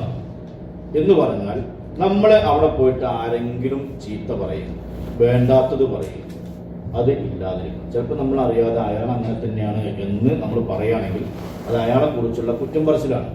അതുണ്ടായി കഴിഞ്ഞാൽ ഹജ്ജിൽ പാടില്ല എന്ന് വിശദീകരിക്കപ്പെട്ട ഫിസ്ക് അത് അവിടെ ഉണ്ടാവുകയാണ്. മനസ്സിലാണ്. ഫസ്ക് എന്ന് പറഞ്ഞാൽ തമ്മാടിത്തരം ചെയ്യുക എന്നുള്ളത് മാത്രമല്ല, അത്തരം കാര്യങ്ങൾ പ്രവർത്തിക്കാനും പറയാനും പാടില്ല. മാത്രമല്ല മറ്റൊരു അഭിപ്രായം അനുസരിച്ച് ഹറമിൽ വെച്ച് അള്ളാഹ് ഇഷ്ടപ്പെടാത്ത പൊരുത്തപ്പെടാത്ത കാര്യങ്ങൾ, അള്ളാഹുവിന് എതിരായിട്ടുള്ള കാര്യങ്ങൾ പ്രവർത്തിക്കുക എന്നത്. അപ്പൊ ഗീബത്ത് പറയല്, നമീമത്ത് പറയല്, മറ്റൊരാളെ കുറ്റം പറയല്, ഇത്തരം കാര്യങ്ങളൊക്കെ ഏതിന്റെ പരിധിയിൽ പെടും? ഫിസ്ക് എന്നതിന്റെ പരിധിയിൽ പെടും. അപ്പൊ ഫുസൂഖ് പാടില്ല, അത് ഹജ്ജ് നമ്മൾ ശ്രദ്ധിക്കേണ്ടതാണ്. മറ്റൊരു അഭിപ്രായം അനുസരിച്ച് ഈ ഇരട്ടപ്പേരുണ്ടാവും ചില ആളുകൾ. എന്തുണ്ടാവും? ഇരട്ടപ്പേരുണ്ടാവും. ആളെ പേര് ചിലപ്പോൾ ആണെങ്കിൽ മുഹമ്മദേക്കാവും. പക്ഷെ അയാളെ മുഹമ്മദ് പറഞ്ഞാൽ ആർക്കും അറിയില്ല. പിന്നെ എന്തേ അറിയുള്ളൂ? അയാൾക്ക് ഒരു രണ്ടാം പേരുണ്ടാവും. അത് അത്യാവശ്യം കുഴപ്പമില്ലാത്ത 4 കാലത്തെ ജീവിതമൊക്കെ ആയിരിക്കാം. ചിലപ്പോൾ അങ്ങനെ ചില ആൾക്കാർക്ക് അങ്ങനെയൊക്കെ പഠിച്ചു കാണണം. അപ്പൊ അയാൾക്ക് നമ്മൾ വിളിക്കാം, നമ്മൾ ഏറ്റവും നല്ല സുഹൃത്തുക്കളാണ്, നമ്മൾ തമ്മിൽ സംസാരം ഉണ്ടാകുന്ന എന്തുകൊണ്ടേക്കാരോ ആ ജീവിന്റെ പേരൊക്കെ പറഞ്ഞേക്കാരോ. നമ്മുടെ ഹജ്ജിന് പോയിട്ടും ആ നാക്കാലിന്റെ പേരും പറഞ്ഞിട്ട് അയാൾ അഭിസംബോധന ചെയ്തു കഴിഞ്ഞാൽ നമ്മുടെ ഹജ്ജിൽ എന്ത് സംഭവിച്ചു? റിസ്ക് സംഭവിച്ചു. നമ്മൾ 13,000, 12,000, 9,000, 5,000 ഒക്കെ കൊടുത്ത് നമ്മൾ ചെന്നിട്ട് ഈ ഒരു വാക്ക് മതി നമ്മുടെ ഹജ്ജിൽ കുറവുകൾ സംഭവിക്കാൻ. അപ്പൊ അത്തരം ഇരട്ട പേരുകളൊക്കെ അതൊരു സംസ്കാരത്തിനോട് യോജിക്കാത്തതാണെങ്കിൽ അത് ഒഴിവാക്കാം. പറഞ്ഞ മനസ്സിലാക്കട്ടെ. ചില ആൾക്കാർ എടാ പോത്തേന്നൊക്കെ വിളിച്ചു, അതൊക്കെ സ്നേഹം കൊണ്ട് വിളിക്കണേക്കാരം. അതൊക്കെ ഞാൻ കുറ്റം കൊണ്ട് വിളിക്കുന്നുണ്ട് നമ്മളതിൽ പറഞ്ഞ അർത്ഥം. എല്ലാവരും വിളിക്കുന്നതെന്നുണ്ടെങ്കിലും സ്നേഹം കൊണ്ടേക്കാരം. ഹജ്ജിന് പോയിക്കാണ്ടു അതേ ഭാഷ തന്നെയാണ് സംസാരിക്കുന്നതെങ്കിൽ ഒരു മനുഷ്യനെ പോട്ടെന്ന് വിളിച്ചിട്ടുണ്ടെങ്കിൽ മനുഷ്യനുള്ള പവിത്രതയും അയാൾക്കുള്ള ഒരു സ്ഥാനവും ഇസ്ലാമും അല്ലാഹു തആല എത്രയാണ് കൽപ്പിച്ചത്. ആ ആളെ പോറ്റെന്ന് വിളിച്ചാൽ പ്രത്യേകിച്ച് ഈ ഹജ്ജിന് പോകണം നന്നാകാൻ വേണ്ടിയാണല്ലോ. കുടുംബമൊക്കെ ആയിട്ട് പോകുമ്പോൾ ചിലപ്പോൾ ചില താമസം കൂടെ അങ്ങോട്ടും ഇങ്ങോട്ടൊക്കെ ഉണ്ടാവും. ചിലപ്പോൾ ബാത്റൂമിൽ പോയിക്കാണ്ട് നേരം വൈകിട്ടുണ്ടാവും, ഇറങ്ങാൻ പറഞ്ഞ സമയത്ത് ഇറങ്ങിയിട്ടുണ്ടാവില്ല. അപ്പം ഉണ്ടാവും സാധാരണ മാർക്കറ്റിലേക്ക് പോകുമ്പോൾ വിളിക്കുന്ന ഒരു വിളിയൊക്കെ ഉണ്ടാവും. അത് അവിടെ പോയി വിളിക്കാൻ നിൽക്കണ്ട. അത് വിളിച്ചു കഴിഞ്ഞാൽ അത് എവിടെ പോകും? ഫിസ്കിന്റെ പരിധിയിൽ വരും. അത് നമ്മുടെ ഹജ്ജിനെ ബാധിക്കുന്നതാണ്. അത് ഏതുപോലെ മഹാന്മാരായ പണ്ഡിതന്മാർ മുഫസ്സിറുകൾ പറയുകയാണ്, ഏതുപോലെ തമ്മാടിനോ അക്രമിനോ അല്ലെങ്കിൽ അതുപോലത്തെ ഒരു സുഖമില്ലാത്ത വാക്കുകൾ അഭിസംബോധന പേര് ഒരാളെ വിളിച്ചു കഴിഞ്ഞാൽ അയാൾ നല്ല ഇഷ്ടപ്പെടുന്ന ആളാണ്, അയാൾക്കും കുഴപ്പമില്ല. കാരണം ഇയാൾ വിളിച്ച് ചെയ്യാനാണെന്ന് ആൾക്കറിയാം, മറ്റേക്കാരോ. പക്ഷെ നമ്മളിവിടെ ഉള്ളത് അയാൾക്ക് ഇതൊക്കെ അറിയാമെങ്കിൽ നമ്മളുള്ള സ്ഥലം, നമ്മൾ ചെയ്യുന്ന പ്രവൃത്തി എവിടെയാണ്? നമ്മൾ മാറി നമ്മൾ കൊടുക്കാൻ പോണത് മത്സരിക്കുന്ന യാത്രയിലാണ്. അതിൽ ഓർമ്മിപ്പിക്കുന്ന യാത്രയിൽ ആ പോണ പോക്കിൽ ഉമ്മാതിരോ സംസാരമാണെങ്കിൽ അയാൾ ഒഴിഞ്ഞു നിന്നാലാണ്. ഹജ്ജ് കഴിഞ്ഞ് വരുമ്പോൾ ആ രൂപത്തിൽ നമ്മുടെ വാക്കുകളും നമ്മുടെ പ്രവൃത്തികളും ശ്രദ്ധിക്കണം. അതാണ് ഫുസൂഖ് എന്നതുകൊണ്ട് ഉദ്ദേശിക്കുന്നത്. അത് ഉണ്ടാവാൻ പാടില്ല. അതുപോലെ തന്നെ വലാ ജിദാല ഫിൽ ഹജ്ജ്, ഹജ്ജിന് തർക്കം പാടില്ല. ഹജ്ജിന് എന്ത് പാടില്ല? തർക്കം പാടില്ല. ഈ തർക്കം എന്നതുകൊണ്ട് ഉദ്ദേശിക്കുന്നത് ഒന്ന്, നേരത്തെ പറഞ്ഞതുപോലെ തന്നെ അങ്ങോട്ടും ഇങ്ങോട്ടുള്ള ചീത്ത പറച്ചിൽ തന്നെയാണ് ഒരർത്ഥം, ഒരു അഭിപ്രായം അനുസരിച്ച്. രണ്ടാമത്തെ ഒരു അഭിപ്രായം അനുസരിച്ചിട്ട് എന്തെങ്കിലുമൊക്കെ ചെറിയ കാര്യത്തിൽ അങ്ങോട്ടും ഇങ്ങോട്ടും എന്താക്കുക? തർക്കിക്കുക. ഉദാഹരണം ഇപ്പോൾ ഈ സംഭവിക്കാൻ പോകേണ്ട സംഗതിയാണ്. ചിലപ്പോൾ ഈ മുത്തവൊക്കെ നമ്മോട് പറയും 9 മണിക്ക് ബസ് പുറപ്പെടുട്ടോ മിനിക്ക് അറഫീക്ക് എന്ന് പറയും. ദുൽഹിജ്ജത്തിന്റെ അന്ന് രാത്രി 9 മണിക്ക് ബസ് പുറപ്പെടുന്നു പറയും. പോകേണ്ട സമയമൊക്കെ വേറെ, കാരണം രാവിലെ ഉച്ചൻ്റെ ശാടത്തുണ്ട് എന്നൊക്കെ നിയമം അങ്ങനെയൊക്കെയാണ്. പക്ഷെ ഇപ്പോഴത്തെ സാഹചര്യത്തിൽ രാത്രി 9 മണി, 8 മണി, 7 മണി, 11 മണി, 2 മണി സുബഹിക്ക് അല്ലെങ്കിൽ രാവിലെ ഇതൊക്കെ പോകും. അതൊക്കെ ഇപ്പോഴത്തെ മുത്തവക്കിന്റെ നിയമത്തിൽ നമ്മൾ എന്താക്കുക? അവിടെ അഫ്ദലും സുന്നത്തും കാര്യങ്ങളും നോക്കണ്ടേ, എപ്പോഴാണ് പോകണം വെച്ചാൽ അതിന് നമ്മൾ അഫ്ദലും മനസ്സിലാക്കാൻ. അപ്പൊ എന്താക്കി, ഒരാൾ പറഞ്ഞു അവിടുന്ന് അനൗൺസ് ചെയ്തിട്ടുണ്ട് 9 മണിക്കാണ് പോവുക എന്ന് പറഞ്ഞിട്ടുണ്ട്. മറ്റേ കേട്ടിട്ടുണ്ടാവില്ല. അപ്പൊ മറ്റേ വരാം, ഉച്ചക്കല്ലേ പോകേണ്ടത്, അതിന് ഇതിനപ്പം തന്നെ പോകുന്നത്. അവിടെ തർക്കം ഉണ്ടാക്കാൻ പോകേണ്ട ഒരു ആവശ്യമില്ല. ഇത് ആവശ്യമില്ലാത്തൊരു വിഷയത്തിൽ തർക്കമുണ്ടാകുന്ന രൂപത്തിലുള്ള വിഷയങ്ങൾ ഹജ്ജിന് പോയാൽ ഉണ്ടാവാൻ പാടില്ല. പറഞ്ഞ മനസ്സിലാണ്. അപ്പൊ എന്താക്കുക അവിടെ? അപ്പൊ നിങ്ങൾ നോക്കിയാണേ തമ്മാടുത്തം നമ്മുടെ നാവുകൊണ്ട് എന്തൊക്കെ പറഞ്ഞു അതൊക്കെ എന്താക്കുകയാണ് നമ്മൾ പിടിച്ചെടുക്കുക, പറയാൻ പറ്റാത്ത പോലെ. നമ്മൾ എന്തെങ്കിലുമൊക്കെ ഉണ്ടെങ്കിൽ അതിങ്ങനെ ക്രോസ് ചെയ്ത് സംസാരിക്കുന്ന ചില സ്വഭാവം ഉണ്ടാവും. അതൊക്കെ നമ്മൾ നിർത്തിവെക്കുകയാണ് ആ ദിവസങ്ങളിൽ. അതുപോലെ തന്നെ മറ്റൊരു അഭിപ്രായം അനുസരിച്ചിട്ട് എന്തെങ്കിലും ഒരു കാര്യം അത് തന്റെ കൂട്ടുകാരന് ദേഷ്യം ഉണ്ടാകുന്നത് പോലെ, ദേഷ്യം ഉണ്ടാകുന്ന രൂപത്തിൽ എന്താക്കുക? ഇടപെടുക. ഇത് വലാ ജിദാല ഫിൽ ഹജ്ജ് എന്നതിന്റെ പരിഗണനയിൽ മഹാന്മാരായ പണ്ഡിതന്മാർ വിശദീകരിച്ചായിട്ട് കാണാൻ സാധിക്കും. അപ്പോൾ നമുക്ക് മറ്റുള്ളവർക്ക് ദേഷ്യം പിടിക്കും. ഇപ്പോൾ ഉദാഹരണം നമ്മൾ ബസ്സിൽ പോവാണ്, ബസ് പോകുമ്പോൾ എന്തായാലും എല്ലാവരും നേരം പോകും. പിന്നെ ഞാനായിട്ട് നേരത്തെ എത്തിയിട്ട് കാര്യമില്ലെന്ന് കരുതിയിട്ട് നേരം വൈകി വരുന്ന ഒരാൾക്ക് അങ്ങനെയല്ലോ. എന്തായാലും 1/2 മണിക്കൂർ വന്നാലും 3/4 മണിക്കൂറാതെ പോകില്ല എന്ന് ആര് കരുതുകയാണ്? നമ്മൾ കരുതുകയാണ്. എന്നിട്ട് മറ്റുള്ളവർക്ക് 1/2 മണിക്കൂർ മുമ്പ് എത്തിയിട്ട് മറ്റുള്ളവർക്ക് ദേഷ്യം പിടിക്കുന്ന ഒരു പ്രവൃത്തി നമ്മൾ ചെയ്യാൻ പാടുന്നു. നമ്മുടെ യാത്രയിലും നമ്മൾ എവിടേക്ക് പോവുകയാണെങ്കിലും ഒരു പടി മുന്നിൽ നമ്മൾ എന്താക്കണം? ശ്രദ്ധിക്കണം. മറ്റൊരാൾക്ക് ദേഷ്യം പിടിക്കുന്ന പ്രവൃത്തികളോ ദേഷ്യം പിടിപ്പിക്കുന്ന വാക്കുകളോ ദേഷ്യം പിടിപ്പിക്കുന്ന ഇടപെടലുകളോ ഉണ്ടാകാൻ പാടില്ല. അങ്ങനെ ഉണ്ടാകുമ്പോൾ അത് ജിദാലിന്റെ പരിധിയിൽ പെടുകയും അത് നമ്മുടെ ഹജ്ജിനെ ബാധിക്കുകയും ചെയ്യും. ക്ലിയർ ആണല്ലോ? മനസ്സിലായി? ഈ 3 കാര്യങ്ങൾ ഹജ്ജിൽ നമ്മൾ വളരെ ശ്രദ്ധിക്കണം. ബാക്കി അമലൊക്കെ അങ്ങനെ ചെയ്തോളും. ഒരു അമല് ചെയ്യുക എന്നുള്ളത് ഇത്ര പണിയില്ല കാര്യമില്ല. ചിലപ്പോൾ ചില ആൾക്കാരുണ്ടാവും, എന്തായാലും ഹജ്ജിന്റെ ഒരു കഷ്ടപ്പാട്, ആ മിനിന്നൊക്കെ ഉണ്ട് അറബിക്ക് പോകാനുള്ള ഇടങ്ങേറ് ഒക്കെ. പിന്നെ സുഖമാണ്, ട്രെയിനാണ് കയറിയിട്ടുണ്ടെങ്കിൽ 2.5 മിനിറ്റ് കൊണ്ട് കൊടുത്തും നമ്മൾ ടെന്റിലെത്തും. പണ്ടൊക്കെ ആണെങ്കിൽ വൈകുന്നേരം 8 മണിക്കാണ് കയറിയിട്ടുണ്ടെങ്കിൽ സുബിയാൻ കൊടുക്കുമ്പോൾ റോഡിലേക്കാണ് അറബിക്ക് എത്തിയിട്ടുണ്ടാവുക. അപ്പൊ നമ്മളിങ്ങനെ പറയുകയാണ് എന്തോ ഒരു കഷ്ടപ്പാടാണ്. അതൊരു കഷ്ടപ്പാടല്ല. അമല് ചെയ്യുക എന്നുള്ളത് ഒരു കഷ്ടപ്പാടല്ല. മഹാനായ ഇബ്നു അത്താഇല്ലാഹി സിക്കന്ദരി റഹ്മത്തുള്ളാഹി അലൈഹി അവിടുത്തെ ഹിക്മയിൽ പറഞ്ഞിട്ടുണ്ട്, ഒരാൾ ഹജ്ജ് ചെയ്യുക, ഉംറ ചെയ്യുക, നിസ്കരിക്കുക, നോമ്പ് നോൽക്കുക, സ്വതക്ക കൊടുക്കുക, ഇത് പ്രയാസമുള്ള കാര്യമല്ല. അതേ സ്ഥാനത്ത് അതിന് സ്വീകാര്യോഗ്യമായ കാര്യത്തിലേക്ക് എത്തിപ്പെടുക എന്നുള്ളതാണ് പ്രയാസം. അതിൽപ്പെട്ടതാണ് വലാ ഫുസൂഖ വലാ ജിദാല വലാ ഫുസൂഖ, പിന്നെന്താണ് ഒന്നുകൂടിണ്ടല്ലോ, ഈ 3 കാര്യങ്ങൾ ഇല്ലാതിരിക്കുക എന്നുള്ളത് അത് കുറച്ച് ഇടങ്ങേറില്ലാണ്. അങ്ങനെ നമ്മളൊരു സ്വഭാവം ഉണ്ടാവും, ആ സ്വഭാവത്തിൽ നിന്ന് മാറുക എന്നുള്ളതാണ് അതിന്റെ ഏറ്റവും പ്രധാനപ്പെട്ടത്. മറ്റൊരു അഭിപ്രായം അനുസരിച്ചിട്ട് അത് കഴിഞ്ഞു. ഈ 3 കാര്യങ്ങളിൽ നമ്മൾ ഏറ്റവും കൂടുതൽ ശ്രദ്ധിക്കേണ്ടത് ഇതാണ്: അനാവശ്യം പറയാൻ പാടില്ല, പിന്നെ വൈകാരികമായ ചിന്തകളോ പ്രവൃത്തികളോ ഉണ്ടാവാൻ പാടില്ല, സംസാരങ്ങൾ ഉണ്ടാവാൻ പാടില്ല, മറ്റൊരാളെ ബുദ്ധിമുട്ടാക്കുന്ന വാക്കുകള്, പ്രവൃത്തികള്, ദേഷ്യം പിടിപ്പിക്കുന്ന കാര്യങ്ങള്, ബുദ്ധിമുട്ടുണ്ടാക്കുന്ന കാര്യങ്ങൾ, ഇത്തരം കാര്യങ്ങളൊന്നും നമ്മുടെ ഭാഗത്ത് നിന്നും ഉണ്ടാവാൻ പാടില്ല. അപ്പൊ ഇനി മറ്റേയാളുണ്ടാക്കിയല്ലോ, അത് അയാളും പഠിച്ചതും തമ്മിൽ, അയാളും പഠിച്ചതും തമ്മിൽ നമ്മളെ കാശ് അയാളല്ലല്ലോ കൊടുത്തത്, ആണോ? നമ്മളെ കാശ് ആരാ കൊടുത്തത്? നമ്മളെ കൊടുത്തത്. നമ്മൾ ഈ ഹജ്ജ് ചെയ്യുന്നത് ആർക്ക് വേണ്ടിയാണ്? നമുക്ക് വേണ്ടിയാണ്. അപ്പൊ നമ്മളെ കാര്യം ശ്രദ്ധിക്കുക എന്നുള്ളതാണ് ഇതിൽ ഏറ്റവും പ്രധാനപ്പെട്ട കാര്യം. അത് കഴിഞ്ഞിട്ട് അടുത്ത ഒരു ആ ആയത്തിന്റെ ബാക്കി, വമാ തഫ്അലൂ മിൻ ഖൈരിൻ യഅലമുഹുല്ലാഹ് വതസവ്വദൂ ഫഇന്ന ഖൈറസ്സാദി തഖ്വ വത്തഖൂനി യാ ഉലിൽ അൽബാബ്. ഈ ആയത്തിൽ നമുക്കുണ്ടാകേണ്ട കുറച്ച് കാര്യങ്ങളും കൂടിയാണ് വിഷയം. ഹജ്ജിന് പോണ ആക്കുണ്ടാകേണ്ടത്. അവിടെ എന്തെങ്കിലും ഒരു ഖൈറ് ആരെങ്കിലും പ്രവർത്തിക്കുകയാണെങ്കിൽ അത് അല്ലാഹു തആല അറിയും. അത് ആരറിയും? അല്ലാഹു തആല. അതിന്റെ പ്രതിഫലം അല്ലാഹു തആല തരും. വതസവ്വദൂ, നിങ്ങൾ ഭക്ഷണ സാധനങ്ങൾ നിങ്ങളെ കയ്യിലുണ്ടാവും. എന്ത് നിങ്ങൾ വിളിക്കണം? അല്ലല്ല, അത് ഹജ്ജിന് വരണം. ഹലോ,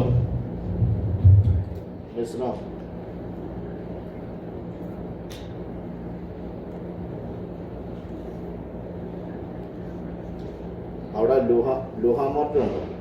ഇതൊന്ന് പറഞ്ഞു.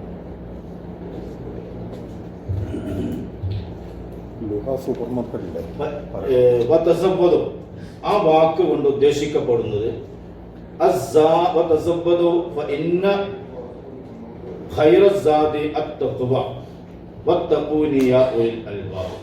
ഇവിടെ തസവ്വദ് എന്ന വാക്ക് അത് ഭക്ഷണ സാധനങ്ങൾ എന്നതിന് നേരെ അർത്ഥം വെക്കാൻ പറ്റും. എന്ത് പറയാൻ പറ്റും? ഭക്ഷണ സാധനങ്ങൾ.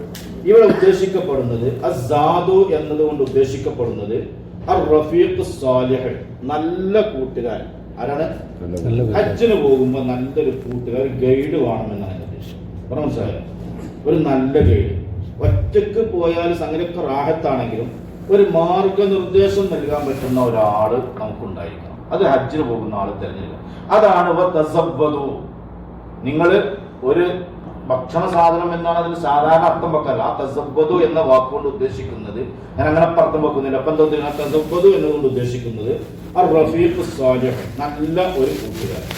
ചില കൂട്ടുകാരുണ്ടാവും. ഇപ്പൊ നമ്മളിപ്പോ ഈ അഭിപ്രായം ചോദിക്കാൻ പറയും, നമ്മളതിന്റെ ഒരു മര്യാദപ്പെട്ടതാണ്.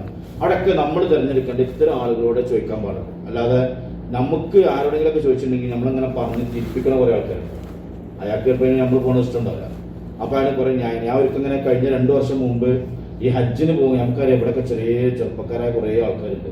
ഒരു നല്ല ശമ്പളത്തിന് ജോലി ചെയ്യുന്നേക്കാൾ. പക്ഷെ എന്തുണ്ടാകുക വെച്ചിട്ടുണ്ടെങ്കിൽ അവരെ സംബന്ധിച്ചിടത്തോളം അവർ ഹജ്ജ് ചെയ്യേണ്ടത് പ്രായം ചെന്ന് മുട്ടിങ്കാലൊന്നും സുഖമില്ലാത്തൊരു കാലത്ത് പോയി ചെയ്യേണ്ടതാണെന്ന് കരുതുന്ന കുറേ ആൾക്കാരുണ്ട്.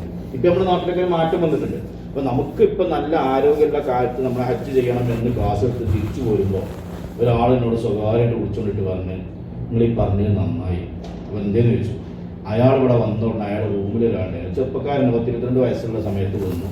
അപ്പൊ അങ്ങനെ അവനെ ഹജ്ജ് ചെയ്യണമെന്ന് പൂതിച്ചു. അന്ന് 400-450 രൂപ ആ ഹജ്ജ് ചെയ്യാനുള്ള പൈസ. അപ്പൊ ആ കാശൊക്കെ റെഡിയാക്കി ഓനൊപ്പമുള്ള ആളോട്, ഇവനോടല്ല കൂടെയുള്ള ആളോട് ഞാൻ ഹജ്ജിന് പോവുകയാണെന്ന് പറഞ്ഞപ്പോൾ പറഞ്ഞു, ഇത്ര ചെറുപ്പത്തിൽ തന്നെ ഹജ്ജ് ചെയ്തിട്ടുണ്ടെങ്കിൽ ഇനി എനിക്ക് കുറെ തെറ്റുകുറ്റങ്ങളൊക്കെ വരില്ലേ. ഇതെന്താവും പിന്നെ ഞങ്ങൾക്ക് ഹജ്ജ് ചെയ്യാൻ അവസരം ഉണ്ടാവും. എന്താ ഇപ്പൊ തന്നെ പോണത് വെച്ചിട്ടുണ്ട്. ആ പോകാൻ തോന്നുന്നു ശരി തന്നെയാണ്. ഞാൻ അപ്പൊ കുറെ തെറ്റ് ചെയ്യൂലേ. അപ്പൊ ഇനിയിപ്പോ ഉമ്മ പ്രസവിച്ച സ്വർഗത്തേക്കുള്ള ആ ഹജ്ജ് ഇനിയിപ്പോ ഞാൻ ഇപ്പൊ തന്നെ ചെയ്തുകൊണ്ട് നീ മരിച്ച കാലത്ത് അപ്പൊ ചെയ്യാതെ ഇവനത് ആ കൊല്ലം മാറ്റി വെച്ചു. ആ സാധു പിന്നെ 2-3 കൊല്ലം ഇവിടെ ഒന്നൊരിക്കൽ പെട്ടെന്ന് കേൾവിയിൽ ആക്സിഡന്റ് അടിച്ച് കൊടുത്ത് നാട്ടിലേക്ക് വിട്ടു. അയാൾക്ക് ഹജ്ജ് ചെയ്യാൻ ഭാഗ്യം കിട്ടാതെ ഇങ്ങനത്തെ ചില ചങ്ങായിമാരുണ്ടോ? പറഞ്ഞു മനസ്സിലല്ലേ.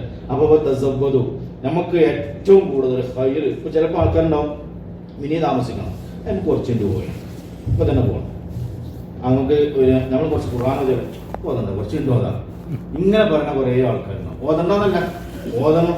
എന്ത് വരുന്നത്? അപ്പൊ നമുക്ക് കുറച്ചുണ്ടാക്കാം. ഇങ്ങനെ നമ്മൾ ഓന്റെ കൂടെ പിന്നെ എന്താക്കുകയാണ്, ഓന്റെ വടായും കെട്ടിയിരിക്കുകയാണ്. പിന്നെ എല്ലാ വേർപ്പെട്ട സമയം പ്രശ്നങ്ങളൊന്നുമില്ലല്ലോ. ആ റഫീ ചെല്ലുമ്പോൾ നമ്മൾ അവിടെ ചെല്ലുന്ന സമയത്ത് അവിടെ പ്രധാനപ്പെട്ട സമയമാണ്. അവിടെ നല്ല മന്തിക്കും, അത് ചെറുതൊന്നല്ല, അള്ളാഹുവിന്റെ അതിഥികളെ വരുന്നത്. അപ്പൊ നമ്മളിവിടുത്തെ മാതിരി ആ ഉണക്കമന്തി ഒന്നുമില്ലേ കാരണം നല്ല മട്ടനൊക്കെ ഓരോ മട്ടൻ തന്നെ നമുക്ക് ഓരോരുത്തർക്ക് ഉണ്ടാവും. അമ്മ അതിൽ മട്ടനൊക്കെ തിന്നിട്ട് ആ ഉച്ചക്ക് അത് തിന്നിട്ടേ പിന്നെ ദിക്റുവാണെങ്കിൽ നിങ്ങൾ പിന്നെ ചെല്ലിയാൽ മതി. അതുപോലെ നിയമത്തോട് ഓരോ അള്ളാഹുവിന്റെ അതിഥികളെ സ്വീകരിക്കുന്ന ആൾക്കാരേക്കാളും. അപ്പൊ അതൊക്കെ തിന്നിട്ട് മറ്റേ നമ്മളിങ്ങനെ ദിക്റുണ്ട് അതിന് മാലയൊക്കെ പിടിച്ച മാറ്റം ഓ തിന്നിട്ട് ഭയങ്കര കുഴക്കില്ലേ. അപ്പൊ പിന്നെ തോന്നി എനിക്കും കുഴക്കുണ്ടെന്ന്. പിന്നെ ഒരു രണ്ടാണ് ഉറങ്ങുന്ന രൂപം അത് നിങ്ങൾക്കാണ് ചെല്ലുമ്പോ കാണാം. പറഞ്ഞത് തിന്നണ്ടെന്നോ കിട്ടണ്ടെന്നുള്ള അർത്ഥത്തിനല്ല പറഞ്ഞത്. ഇപ്പൊ ഇങ്ങനത്തെ ചങ്ങായിമാരുണ്ടോ? അതല്ല വേണ്ടത്. റഫീഖ് സ്വാലിഹ്, നല്ലത്. ഇപ്പൊ തിന്നണ്ടെന്നുള്ളതല്ല, പക്ഷെ തിന്നിരിക്കേണ്ട സമയമല്ല. ഇതേതാണ്? ഇബാദത്ത് ചെയ്യേണ്ട സമയമാണ്. ഇപ്പൊ നമ്മൾ ഇന്നത് ചെയ്യേണ്ടത്. ഇനി നമുക്ക് അവസരം കിട്ടിക്കൊള്ളുന്നില്ല. ആ നിലക്ക് നമ്മളെ ഉപദേശിക്കുന്ന നല്ലൊരു കൂട്ടുകാരൻ ഉണ്ടാവുക എന്നുള്ളത്. നിങ്ങൾ നല്ലൊരു കൂട്ടുകാരനെ കണ്ടെത്തണം. ഹജ്ജിന് പോകുന്ന ആൾ ശ്രദ്ധിക്കേണ്ട മറ്റൊരു കാര്യമാണിത്. നല്ലൊരു കൂട്ടുകാരനെ നിങ്ങൾ കണ്ടെത്തണം. അതുപോലെ തന്നെ മറ്റൊരർത്ഥം അനുസരിച്ച് അതിന്റെ അഭിപ്രായം അത് ഭക്ഷണ സാധനങ്ങളാണ്. മറ്റൊരു അഭിപ്രായം അനുസരിച്ച് എന്താണ്? ഭക്ഷണ സാധനം. ആ ഭക്ഷണ സാധനം എന്നതുകൊണ്ട് ഉദ്ദേശിക്കുന്നത് നമ്മൾ തിന്നാൻ പറ്റുന്ന നമുക്ക് ആവശ്യമാണ്. ഇതെന്താ അങ്ങനെ പറയേണ്ടായ കാരണം വെച്ചാൽ അള്ളാഹുവിന്റെ അതിഥിയായിട്ട് ത്യാഗത്തിന് വേണ്ടി പോവുകയാണല്ലോ. അങ്ങനെ ചില ആളുകൾ ഹജ്ജിന് പോകുമ്പോൾ, അന്നത്തെ കാലത്ത് ഹജ്ജിന് പോകുന്ന ആളുകൾ അവര് ഭക്ഷണമൊന്നുമില്ലാതെ വളരെ പ്രയാസപ്പെട്ട് എടങ്ങേറായി പോയി ഹജ്ജ് ചെയ്യും. അതുണ്ടായപ്പോഴാണ് അല്ലാഹു തആല ഈ ആയത്തിറക്കിയത് എന്ന് മഹാനായ ഇക്രിമ റളിയല്ലാഹു അൻഹു പറയുന്നുണ്ട്. അപ്പൊ സ്വാഭാവികമായിട്ട് ഭക്ഷണ സാധനങ്ങൾ വേണം. നന്നായി ആവശ്യത്തിന്റെ നേരത്ത് തന്നെ ഭക്ഷണം കഴിക്കണം. അതിനൊന്നും എന്താക്കണ്ട, ഹജ്ജാണെന്നതി കുറവെടുത്തേണ്ട ആവശ്യമില്ല. അത് നമ്മളെ കൊണ്ട് ഒരു ഇത്തരം കാര്യങ്ങൾക്ക് മുടക്കുണ്ടാകാത്ത കോലത്തിലുള്ളതൊക്കെ നമുക്ക് എന്താക്കാം, തിന്നാവുന്നതാണ്. മനസ്സിലല്ലേ? ഇത് പറഞ്ഞിട്ട് നാളെ ഞാൻ മന്തിട്ടും കുറച്ച് ഇപ്പൊ തിന്നുന്ന സമയത്ത് അങ്ങനെ നിങ്ങൾ കണക്കൂട്ടണ്ട. ഓർക്ക് നമ്മൾ സഹകരിക്കാൻ കിട്ടുന്ന അവസരമല്ലേ. അപ്പൊ നമ്മളെന്താക്കാം, നമുക്ക് കഴിയുന്നത് എന്താക്കാം, സഹകരിച്ചു കൊടുക്കാം. പക്ഷെ ആ സഹകരണം നമ്മളത് മുടങ്ങണ കോലത്തിൽ ആകരുത് എന്ന് ഞാൻ പറയുന്ന അർത്ഥമുള്ളൂ. പറഞ്ഞ മനസ്സിലായില്ലേ? അപ്പൊ അതുകൊണ്ട് തന്നെ തസവ്വദു എന്നതിന്റെ ഒരർത്ഥം, ഒരു വ്യാഖ്യാനം അനുസരിച്ച് നമുക്ക് ആവശ്യമായ ഭക്ഷണ സാധനം നിങ്ങൾ കൊണ്ടുപോകേണ്ട ആവശ്യപ്പെടില്ല. മനസ്സിലായില്ലേ? ഇപ്പൊ അൽഹംദുലില്ലാ നമ്മൾ എന്താണോ ആഗ്രഹിക്കുന്നത് സ്വർഗത്തിൽ ചെന്ന മാതിരിക്കാർ ഹജ്ജ് നടന്നത്. ആ ഇതിനുള്ള കടന്നു കഴിഞ്ഞാല് നാനാഭാഗത്തും എല്ലാ ഭാഗത്തും കുടിപ്പാനീയങ്ങള്, ജ്യൂസുകള്, ഐസ്ക്രീമുകള്, അങ്ങനെ തുടങ്ങിയിട്ട് എന്തൊക്കെ വേണം അതൊക്കെ ഇവിടെ കിട്ടും. ടെന്റിന്റെ ഉള്ളിൽ കിട്ടും. അതിലൊന്നും നമ്മൾ എന്താക്കണ്ട, ടെൻഷൻ അയക്കണ്ട. കട്ടൻ ചായ ആണെങ്കിൽ കട്ടൻ ചായ, പാൽച്ചായ വേണ്ടവർക്ക് പാൽച്ചായ, മധുരം വേണ്ടവർക്ക് മധുരം, ജിലേബി വേണ്ടവർക്ക് ജിലേബി, അങ്ങനെ തുടങ്ങിയിട്ട് എന്തൊക്കെ സാധനങ്ങൾ അവർക്ക് ചെയ്യാൻ കഴിയുമോ അതിപ്പോൾ അൽഹംദുലില്ലാ കിട്ടും. എന്നാലും നമ്മൾക്ക് എന്ത് വേണം, എപ്പോഴെങ്കിലൊക്കെ തിന്നാൻ പറ്റിയ സാധനങ്ങളൊക്കെ നമ്മുടെ എന്ത് വേണം, അതിനുള്ള സമ്പത്തോ ഇത്തരം കാര്യങ്ങൾ വേണം. ഒന്നുമില്ലാതെ കൈ വീശി പോകരുത് എന്നാണ് ഇപ്പൊ ഈ പറഞ്ഞ അർത്ഥം. ഒരർത്ഥം. രണ്ടാമത്തെ അഭിപ്രായമാണ് റഫീഖ് സ്വാലിഹ് എന്ന് പറഞ്ഞാൽ ഏറ്റവും നല്ല ഭക്ഷണം. അത് അസാദ് എന്നതുകൊണ്ട് ഉദ്ദേശിക്കുന്നത് രണ്ടർത്ഥം. ഒന്ന് ഏതാണ്? നല്ല കൂട്ടുകാരുണ്ടായിരിക്കണം. മറ്റൊന്ന് അത് യാത്രയുമായി ബന്ധപ്പെട്ട ഹജ്ജുമായി ബന്ധപ്പെട്ട കാര്യങ്ങൾ. എന്നതുകൊണ്ട് ഉദ്ദേശിക്കുന്നത് തഖ്വ ആണ് ഏറ്റവും നല്ല ഭക്ഷണം. ഒരു മനുഷ്യനുണ്ടാവേണ്ട ഏറ്റവും നല്ല ഭക്ഷണം ഏതാണ്? എന്ന് പറഞ്ഞാൽ അല്ലാഹു തആല വിരോധിച്ചതിനെ തൊട്ട് മാറി നിൽക്കുക. ശരിക്കൊരു നേരെ അർത്ഥം പറഞ്ഞ എന്താണ്? ആവശ്യമില്ലാത്ത കാര്യത്തിൽ നിന്നൊക്കെ മാറി നിന്നുകൊണ്ട്, അതാണ് ആത്മീയപരമായ ഭക്ഷണം. നേരത്തെ പറഞ്ഞ കേക്ക് കൈ പിടിക്കലും ഭക്ഷണം കൈ പിടിക്കലും ഭക്ഷണം കഴിക്കലും ഇതൊക്കെ എന്താണ്? ശരീരത്തിന്റെ ഇബാദത്ത് ചെയ്യാൻ ആവശ്യമായ നിലനിൽപ്പാണെങ്കിൽ ഏറ്റവും നല്ല ഭക്ഷണം ഉണ്ടായിരിക്കേണ്ടത് ആ ഭക്ഷണങ്ങളിൽ വെച്ച് ഏറ്റവും നല്ലത് തഖ്വ എന്ന് പറയുന്ന ഭക്ഷണമാണ് ഉണ്ടാകുക. അത് ആർക്ക് കൊടുക്കുന്നതാണ്? ആത്മാവിന് കൊടുക്കുന്നതാണ്. ആർക്ക് കൊടുക്കുന്നതാണ്? അങ്ങനത്തെ ഭക്ഷണ സാധനങ്ങൾ, ആത്മീയപരമായ ഭക്ഷണവും ഭൗതികപരമായ ഭക്ഷണവും അതുപോലെ തന്നെ നല്ല കൂട്ടുകാരനെയുമായിട്ടായിരിക്കണം ഹജ്ജിന് പോകേണ്ടത്. ഇങ്ങനെ ഹജ്ജിന് പോകുമ്പോൾ ആണ് നമുക്ക് നമ്മൾ ഉദ്ദേശിച്ചതുപോലെ നല്ലൊരു മനുഷ്യനായി തിരിച്ചു വരാൻ കഴിയും. നല്ലൊരു മനുഷ്യനായിട്ട് തിരിച്ചു വരാം. ഞാൻ നമുക്ക് ബോധ്യപ്പെടാൻ വേണ്ടി പറയാം. പല സ്ഥലത്തുണ്ടാവര് അയൽവാസികൾ ഏറ്റവും നന്നായി കുടുങ്ങുന്ന ആൾക്കാർ ആരേക്കാരെന്ന് വെച്ചിട്ടുണ്ടെങ്കിൽ ആചാരം കൊണ്ടേക്കണം. ആരെ കൊണ്ടേക്കണം? ആചാരം. അയാൾ വീട്ടിലുണ്ടെങ്കിൽ അയൽവാസികൾക്ക് പ്രശ്നം, പെരക്കാർക്ക് പ്രശ്നം, കുടുംബക്കാർക്ക് പ്രശ്നം. ഇങ്ങനെ ആരാണ്? ഹജ്ജ് ചെയ്ത ആളാണ്. ഹജ്ജ് ചെയ്ത ആൾക്ക് ഉണ്ടാണ്ടത് എന്താണ്? എന്തുണ്ടാണ്ട്? അള്ളാഹുവിനെ പേടിച്ച് ജീവിക്കേണ്ട ആളാണ്. അതിൽ നല്ലൊരു മനുഷ്യനായിട്ടാണ് അയാൾ തിരിച്ചു പോകേണ്ടത്. പക്ഷെ അയാളെ കൊണ്ട് ആൾക്കാർക്ക് ബുദ്ധിമുട്ടുണ്ടാകുക എന്ന് പറഞ്ഞെങ്കിൽ ആ ഹജ്ജ് എത്രത്തോളം അയാളിൽ ആത്മീയപരമായി പുരോഗതി ഉണ്ടാക്കി എന്ന് ആലോചിച്ച് കഴിഞ്ഞാൽ നമ്മളൊക്കെ ഈ ചെലവഴിക്കുന്നത് ജീവിതത്തിൽ ഒരു തവണ കിട്ടുമ്പോൾ പിന്നെ നമ്മളൊന്ന് നന്നാവണം. ആളുകൾക്ക് ബുദ്ധിമുട്ടുള്ള ഒരു മനുഷ്യനാകും. നമ്മളെ വാക്കുകൊണ്ട് ഹജ്ജിന് മാത്രമല്ല വലാജിദാല വലാ ഫസൂഖ എന്ന് പറഞ്ഞത്, വലാ റഫത എന്ന് പറഞ്ഞത്. ഹജ്ജല്ലാത്ത സന്ദർഭങ്ങളിലും നമ്മുടെ നാവ്, നമ്മുടെ വാക്ക്, നമ്മുടെ പ്രവൃത്തി അതുപോലെ മറ്റൊരാൾക്ക് ഒരു ബുദ്ധിമുട്ടില്ലാത്തൊരു മനുഷ്യനായി മാറാകണം. അല്ലാഹു തൗഫീഖ് നൽകുമാറാകട്ടെ. ഞാൻ ആ ഭാഗം അവിടെ അവസാനിക്കണം. ഇങ്ങനെ ഈ രൂപത്തിൽ ഒരാൾ ഹജ്ജ് ചെയ്താൽ റസൂലുള്ളാഹി സ്വല്ലല്ലാഹു അലൈഹി വസല്ലമ തങ്ങൾ പറയുന്നു, വമൻ ഹജ്ജ ലില്ലാഹി വലം യർഫുദ് വലം യഫ്സുഖ് റജഅ മിൻ ദുനൂബിഹി കയൗമി വലദതു ഉമ്മുഹു. ഉമ്മ പ്രസവിച്ച കുട്ടിയെ പോലെ അയാൾ തിരിച്ചു വരുന്നു എന്ന് പറഞ്ഞാൽ, ഉമ്മ പ്രസവിച്ച കുട്ടി, ആ ഉദാഹരണത്തിൽ ഒന്നോ, നമ്മളിപ്പോ പ്രസവിച്ച ഒരു കുട്ടിനെ കാണാൻ പോയി, അങ്ങനെ ചെന്ന സമയത്ത് ആ കുട്ടി നമ്മളോട് ചിരിക്കുകയാണ്. ആ ചിരിയിൽ വല്ല കള്ളത്തരുണ്ടോ? ഉണ്ടാവോ? ഇയാളിപ്പോ വന്നിട്ടുണ്ട്, ഇയാളെ തന്നെ പൈസ ഉള്ള ആളാണ്, ഇപ്പൊ ചിരിച്ചാൽ വല്ലതും കെട്ടിക്കോളും എന്ന് കരുതി ഏതെങ്കിലും ഒരു കുട്ടി ചിരിക്കുക. ഒരു കുട്ടി കരയാണ്. ആ കരണ സമയത്ത് ഈ കരഞ്ഞിട്ട് ഇയാളെ എത്തുന്നു വല്ലതും കിട്ടട്ടെ എന്ന് കരുതി ഏതെങ്കിലും ഒരു കുട്ടി കരയാണ് എന്ന് പറഞ്ഞാൽ അയാൾ മറ്റുള്ളവരുടെ ഔദാര്യത്തിനു വേണ്ടി ജീവിക്കാതെ അയാൾ നിഷ്കളങ്കമായ മനസ്സിന്റെ ഉടമയായി മാറുക എന്നുള്ളത് ഒരു മനുഷ്യന്റെ അങ്ങനത്തെ ഒരു മനുഷ്യനായി മാറാൻ കഴിയണം. അല്ലാഹു നമുക്ക് തൗഫീഖ് നൽകുമാറാകട്ടെ എന്ന് നമുക്ക് ദുആ ചെയ്യാമോ? കബൂലാക്കുമാറാകട്ടെ. നമ്മൾ ആലോചിച്ച് നോക്കുകയാണെങ്കിൽ നമ്മളിപ്പോൾ ഉള്ള നമ്മളൊരു അവസ്ഥ ഇതൊക്കെ മാറിയിട്ട് ഹജ്ജ് കഴിഞ്ഞിട്ട് പുതിയ നമ്മൾ ആരോടെങ്കിലൊക്കെ ചിരിക്കുകയാണെങ്കിൽ, നമ്മളിപ്പോ ചിരിക്കണമെങ്കിൽ ചിലപ്പോ അവാർഡ് കൊടുക്കും. എന്നാ തന്നെ ചിരിച്ചിട്ടാൻ പറ്റില്ല. ഞാൻ ഒഴിവില്ല. ആ മൊബൈൽ നോക്കി ചിരിച്ചുന്ന ചിരി മനുഷ്യന്റെ മുഖത്ത് നോക്കി ചോദിച്ചാൽ കാലം വരികയാണെങ്കിൽ എന്ന് നമ്മൾ ആഗ്രഹിച്ചു പോകുന്ന ഒരു കാലത്ത് അല്ലേ? ചില ആൾക്കാരൊക്കെ നടന്നുമ്പോൾ അങ്ങനെ ചിരിക്കണം. പണ്ടത്തെ കാലത്തൊക്കെ ആ ചിരി വെച്ചെങ്കിൽ പിടിച്ചു വല്ല എടുക്കൊണ്ടുപോകും, പിന്നെ പിരാന്ത് ഹോസ്പിറ്റലിൽ കൊണ്ടുപോകും. കാരണം എന്താണ്? ഇയാൾ ഒറ്റയ്ക്ക് ചിരിക്കുക എന്നുള്ളത്, വേറെ ആൾ മുഖത്തേക്കൊക്കെ ചിരിക്കുക എന്നുള്ളത് പിരാന്തിന്റെ വിഷയമാണ്. ഇപ്പൊ അങ്ങനെ ചിരിച്ച പിരാന്തായാൽ തന്നെ മൊബൈൽ നോക്കിയിട്ടേക്കാരുന്നത്. ആ കാലങ്ങൾ അങ്ങോട്ട് മാറി. അപ്പൊ ഞാൻ പറഞ്ഞു കൊണ്ടുവരുന്നത്, നമ്മളെ സംബന്ധിച്ചിടത്തോളം നിഷ്കളങ്കമായ നല്ല ആരോടും ഉറപ്പില്ലാത്ത ഒരു ഹൃദയത്തിന്റെ ഉടമയായിട്ട് തിരിച്ചു വരാൻ നമുക്ക് കഴിയുന്നുണ്ടോ?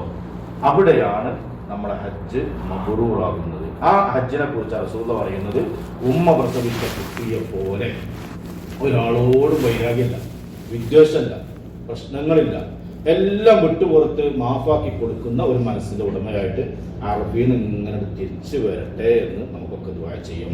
കബൂലാക്കുമാറാകട്ടെ. മറ്റൊന്ന് പറയുന്നു, ഉംറ ഹജ്ജ് മബ്റൂറായ ഹജ്ജ്, ഈ പറഞ്ഞ കോലത്തിലൊക്കെ ചെയ്യപ്പെട്ട ഹജ്ജ്, അതിന് ലൈസ ലഹു ജസാഉൻ ഇല്ലൽ ജന്ന, അതിന് സ്വർഗ്ഗമല്ലാതെ മറ്റൊരു പ്രതിഫലമില്ല. അതിന്റെ പ്രതിഫലം എന്താണ്?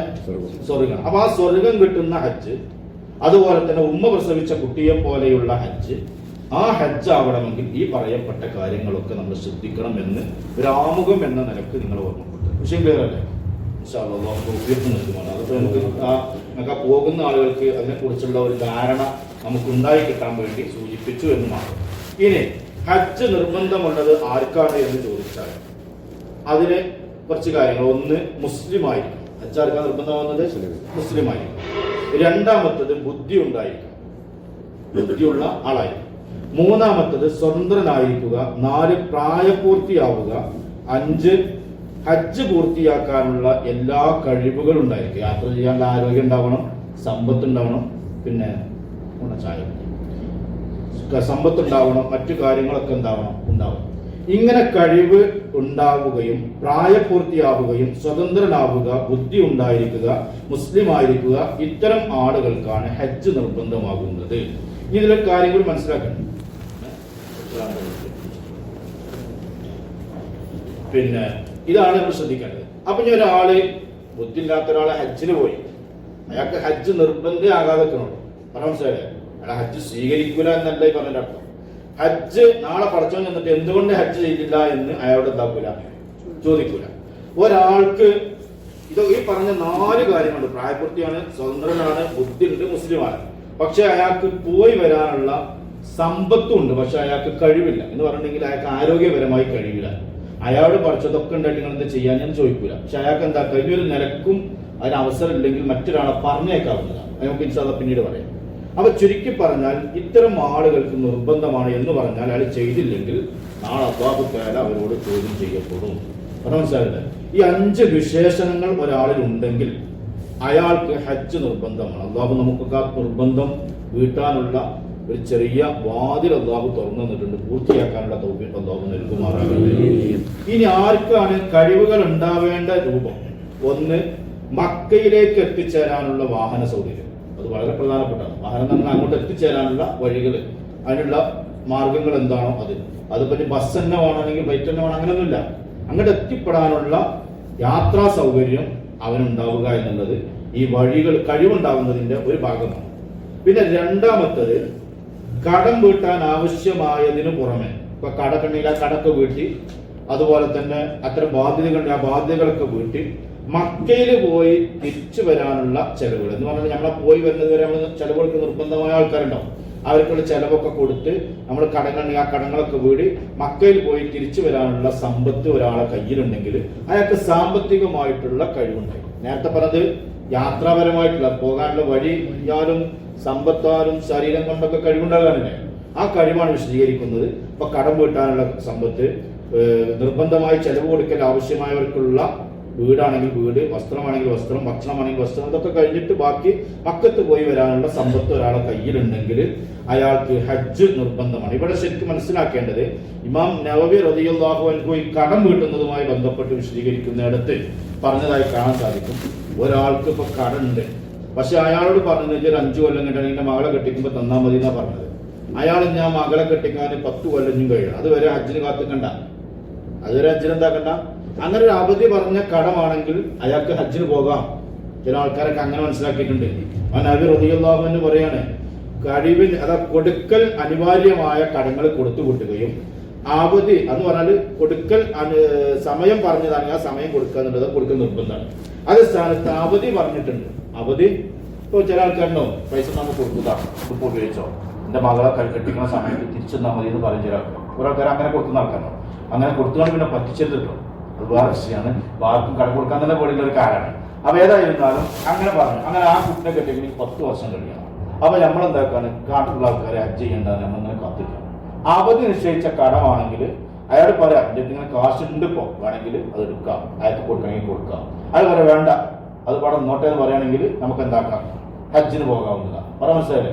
അപ്പൊ കടം ഉണ്ടെങ്കിൽ ആ കടം 2 രൂപത്തിലുണ്ട്. ഒന്ന് അവധി പറഞ്ഞതുണ്ട്, അവധി പറയാത്ത ഇപ്പൊ പെട്ടെന്ന് കൊടുക്കുക, ഈ ഹജ്ജിന് മുമ്പ് തന്നെ കൊടുത്ത് വിട്ടേണ്ടതുണ്ട്. ഇനി അങ്ങനെയൊക്കെ ആണെങ്കിൽ തന്നെ ഏറ്റവും നല്ലത് കൊടുക്കാനുള്ള ആൾക്കാരോടൊക്കെ എന്താക്കണം, ചോദിക്കണം. ഞാനിങ്ങനെ കടം തരാണ്ട് അത് തിരിച്ചു തരാൻ നിൽക്കുകയാണ്, ഞാൻ ഹജ്ജിന് പോകണം. അപ്പൊ അവർ പറയാണ്, ഇപ്പൊ അവധി പറഞ്ഞതല്ല, ഇപ്പൊ തന്നെ കൊടുക്കാൻ നമ്മൾ ഹജ്ജിന് പോകണമെങ്കിൽ കഴിഞ്ഞിട്ട് വന്നാൽ മതി എന്ന് പറയുകയാണെങ്കിൽ നമുക്ക് അങ്ങോട്ട് പോകാം, ഹജ്ജിന് പോകാവുന്നതാണ്. പറയാൻ മനസ്സിലായില്ലേ? ആ നിലക്ക് സാമ്പത്തികമായിട്ടുള്ള കഴിവ് ഉണ്ടാവൽ അങ്ങനെയാണ്.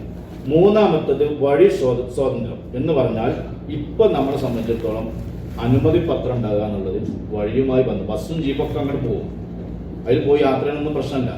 ആ സ്ഥാനത്ത് അനുമതി പത്രം കിട്ടുക എന്നുള്ളത് ഇപ്പോഴത്തെ സാഹചര്യത്തിൽ ഇവിടുത്തെ ഒരു നിയമമാണ്. അത് ഉണ്ടായിട്ടുണ്ടെങ്കിലേ പോകാൻ കഴിയുള്ളൂ. അതില്ലാതെ ഒരാൾ ഹജ്ജിന് പോയി അവിടെ എത്തിപ്പെട്ട് അങ്ങനെ ചെയ്താൽ അത് വേറെ വിഷയം, അതിന് പറഞ്ഞു കൂടും. പക്ഷെ ഇങ്ങനെ ഒരാൾക്ക് ഉണ്ടാവുക എന്നുള്ളത് അതിനനുസരിച്ച് അങ്ങനെ പോകണമെന്നല്ല, ഇത്ര ത്യാഗങ്ങളൊക്കെ സഹിച്ച് ഡിന്നർ സഹിച്ച് പോകേണ്ട ഒരു ആവശ്യമില്ല. അഥവാ അങ്ങനെ പോയി ഒരാളാണ് ചെയ്തു, അയാൾക്ക് ആ ഇസ്ലാമിൽ ഫർദായ ഹജ്ജ് ഉണ്ടാകും, വീടുന്നു, അതിന് കുഴപ്പങ്ങളൊന്നുമില്ല. അത് സ്ഥാനത്ത് നമുക്ക് നിർബന്ധം പഠിച്ചോ നാളെ ചോദ്യം ചെയ്യപ്പെടുന്നത് എപ്പോഴാണ്? ഇതൊക്കെ എടുക്കാനുള്ള കാശ് നമ്മൾ എടുത്ത് റെഡിയാണെങ്കിൽ നമ്മൾ എന്താക്കണം? അത് എടുത്തിട്ട് പോകണം. ഞങ്ങൾ കാശൊക്കെ റെഡിയാണ്, തസ്ലീം കൊടുത്തിട്ട് കിട്ടുന്നില്ല, നമ്മൾ ടെൻഷൻ അടിക്കേണ്ട ഒരു ആവശ്യമൊന്നുമില്ല. പഠിത്തം കണക്കാക്കിയിട്ടില്ല എന്ന് മനസ്സിലാക്കിയാൽ മതി. പഠിത്തം കണക്കാക്കിയിട്ടില്ല, ഇവിടുത്തെ നിയമം അതാണ്. ആ നിയമത്തിനനുസരിച്ച് നമ്മൾ എന്താക്കണം? കഴിവുണ്ടാവണം, അത് ഉണ്ടായിട്ടില്ല എന്ന് മനസ്സിലാക്കിയാൽ. പിന്നെ യാത്രക്ക് അനുകൂലമായ ശരീരം. ചില ആൾക്കാർക്ക് എല്ലാം റാത്താണ്, പക്ഷെ ശരീരം കൊണ്ട് യാത്ര ചെയ്യാൻ കഴിയില്ല. അങ്ങനത്തെ ആൾക്കാരുണ്ടാവില്ലേ?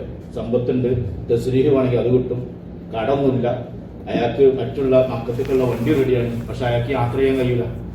ശരീരം കൊണ്ട് യാത്ര ചെയ്യാനും അത്ര ദിവസം അത്തരം കർമ്മങ്ങൾ ചെയ്യാൻ അയാൾക്ക് കഴിയില്ല.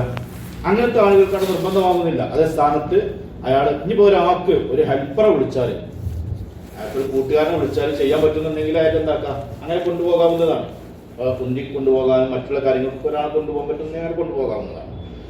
പിന്നെ സ്ത്രീകളാണെങ്കിൽ ഒപ്പം ഒന്നിരിക്കും ഭർത്താവ് വേണം, അല്ലെങ്കിൽ വിവാഹബന്ധം ഹറാമായ ഒരാൾ കൂടെ ഉണ്ടാകുമ്പോഴേ ആ സ്ത്രീക്ക് ആ നിലയ്ക്ക് ഹജ്ജ് നിർബന്ധമാകും. സംഗതി ഒക്കെ ഉണ്ട്, പക്ഷെ ഇങ്ങനത്തെ ഒരാളെ കിട്ടുന്നില്ല. എപ്പോഴാണ് കിട്ടുന്നത് അപ്പോൾ പോയാൽ മതി, പറഞ്ഞു ശരി. പിന്നെ അതിന്റെ ബാക്കി കാര്യങ്ങൾ വെച്ചാൽ നമുക്ക് പിന്നീട് പറയാം. ഇങ്ങനെ ഹജ്ജ് നിർബന്ധമാകുന്ന ഈ നിലക്കൊക്കെ നിർബന്ധമായ ആളുകൾ ശ്രദ്ധിക്കേണ്ട പ്രധാനപ്പെട്ട, ഹജ്ജിന് പോകുമ്പോൾ മറ്റുള്ളതിന് പോലെയല്ല, കുറച്ച് കൂടുതൽ കാര്യങ്ങൾ ചെയ്യേണ്ടത്. അതിലൊന്ന് കൂടിയാലോചന നടത്തുന്നത്.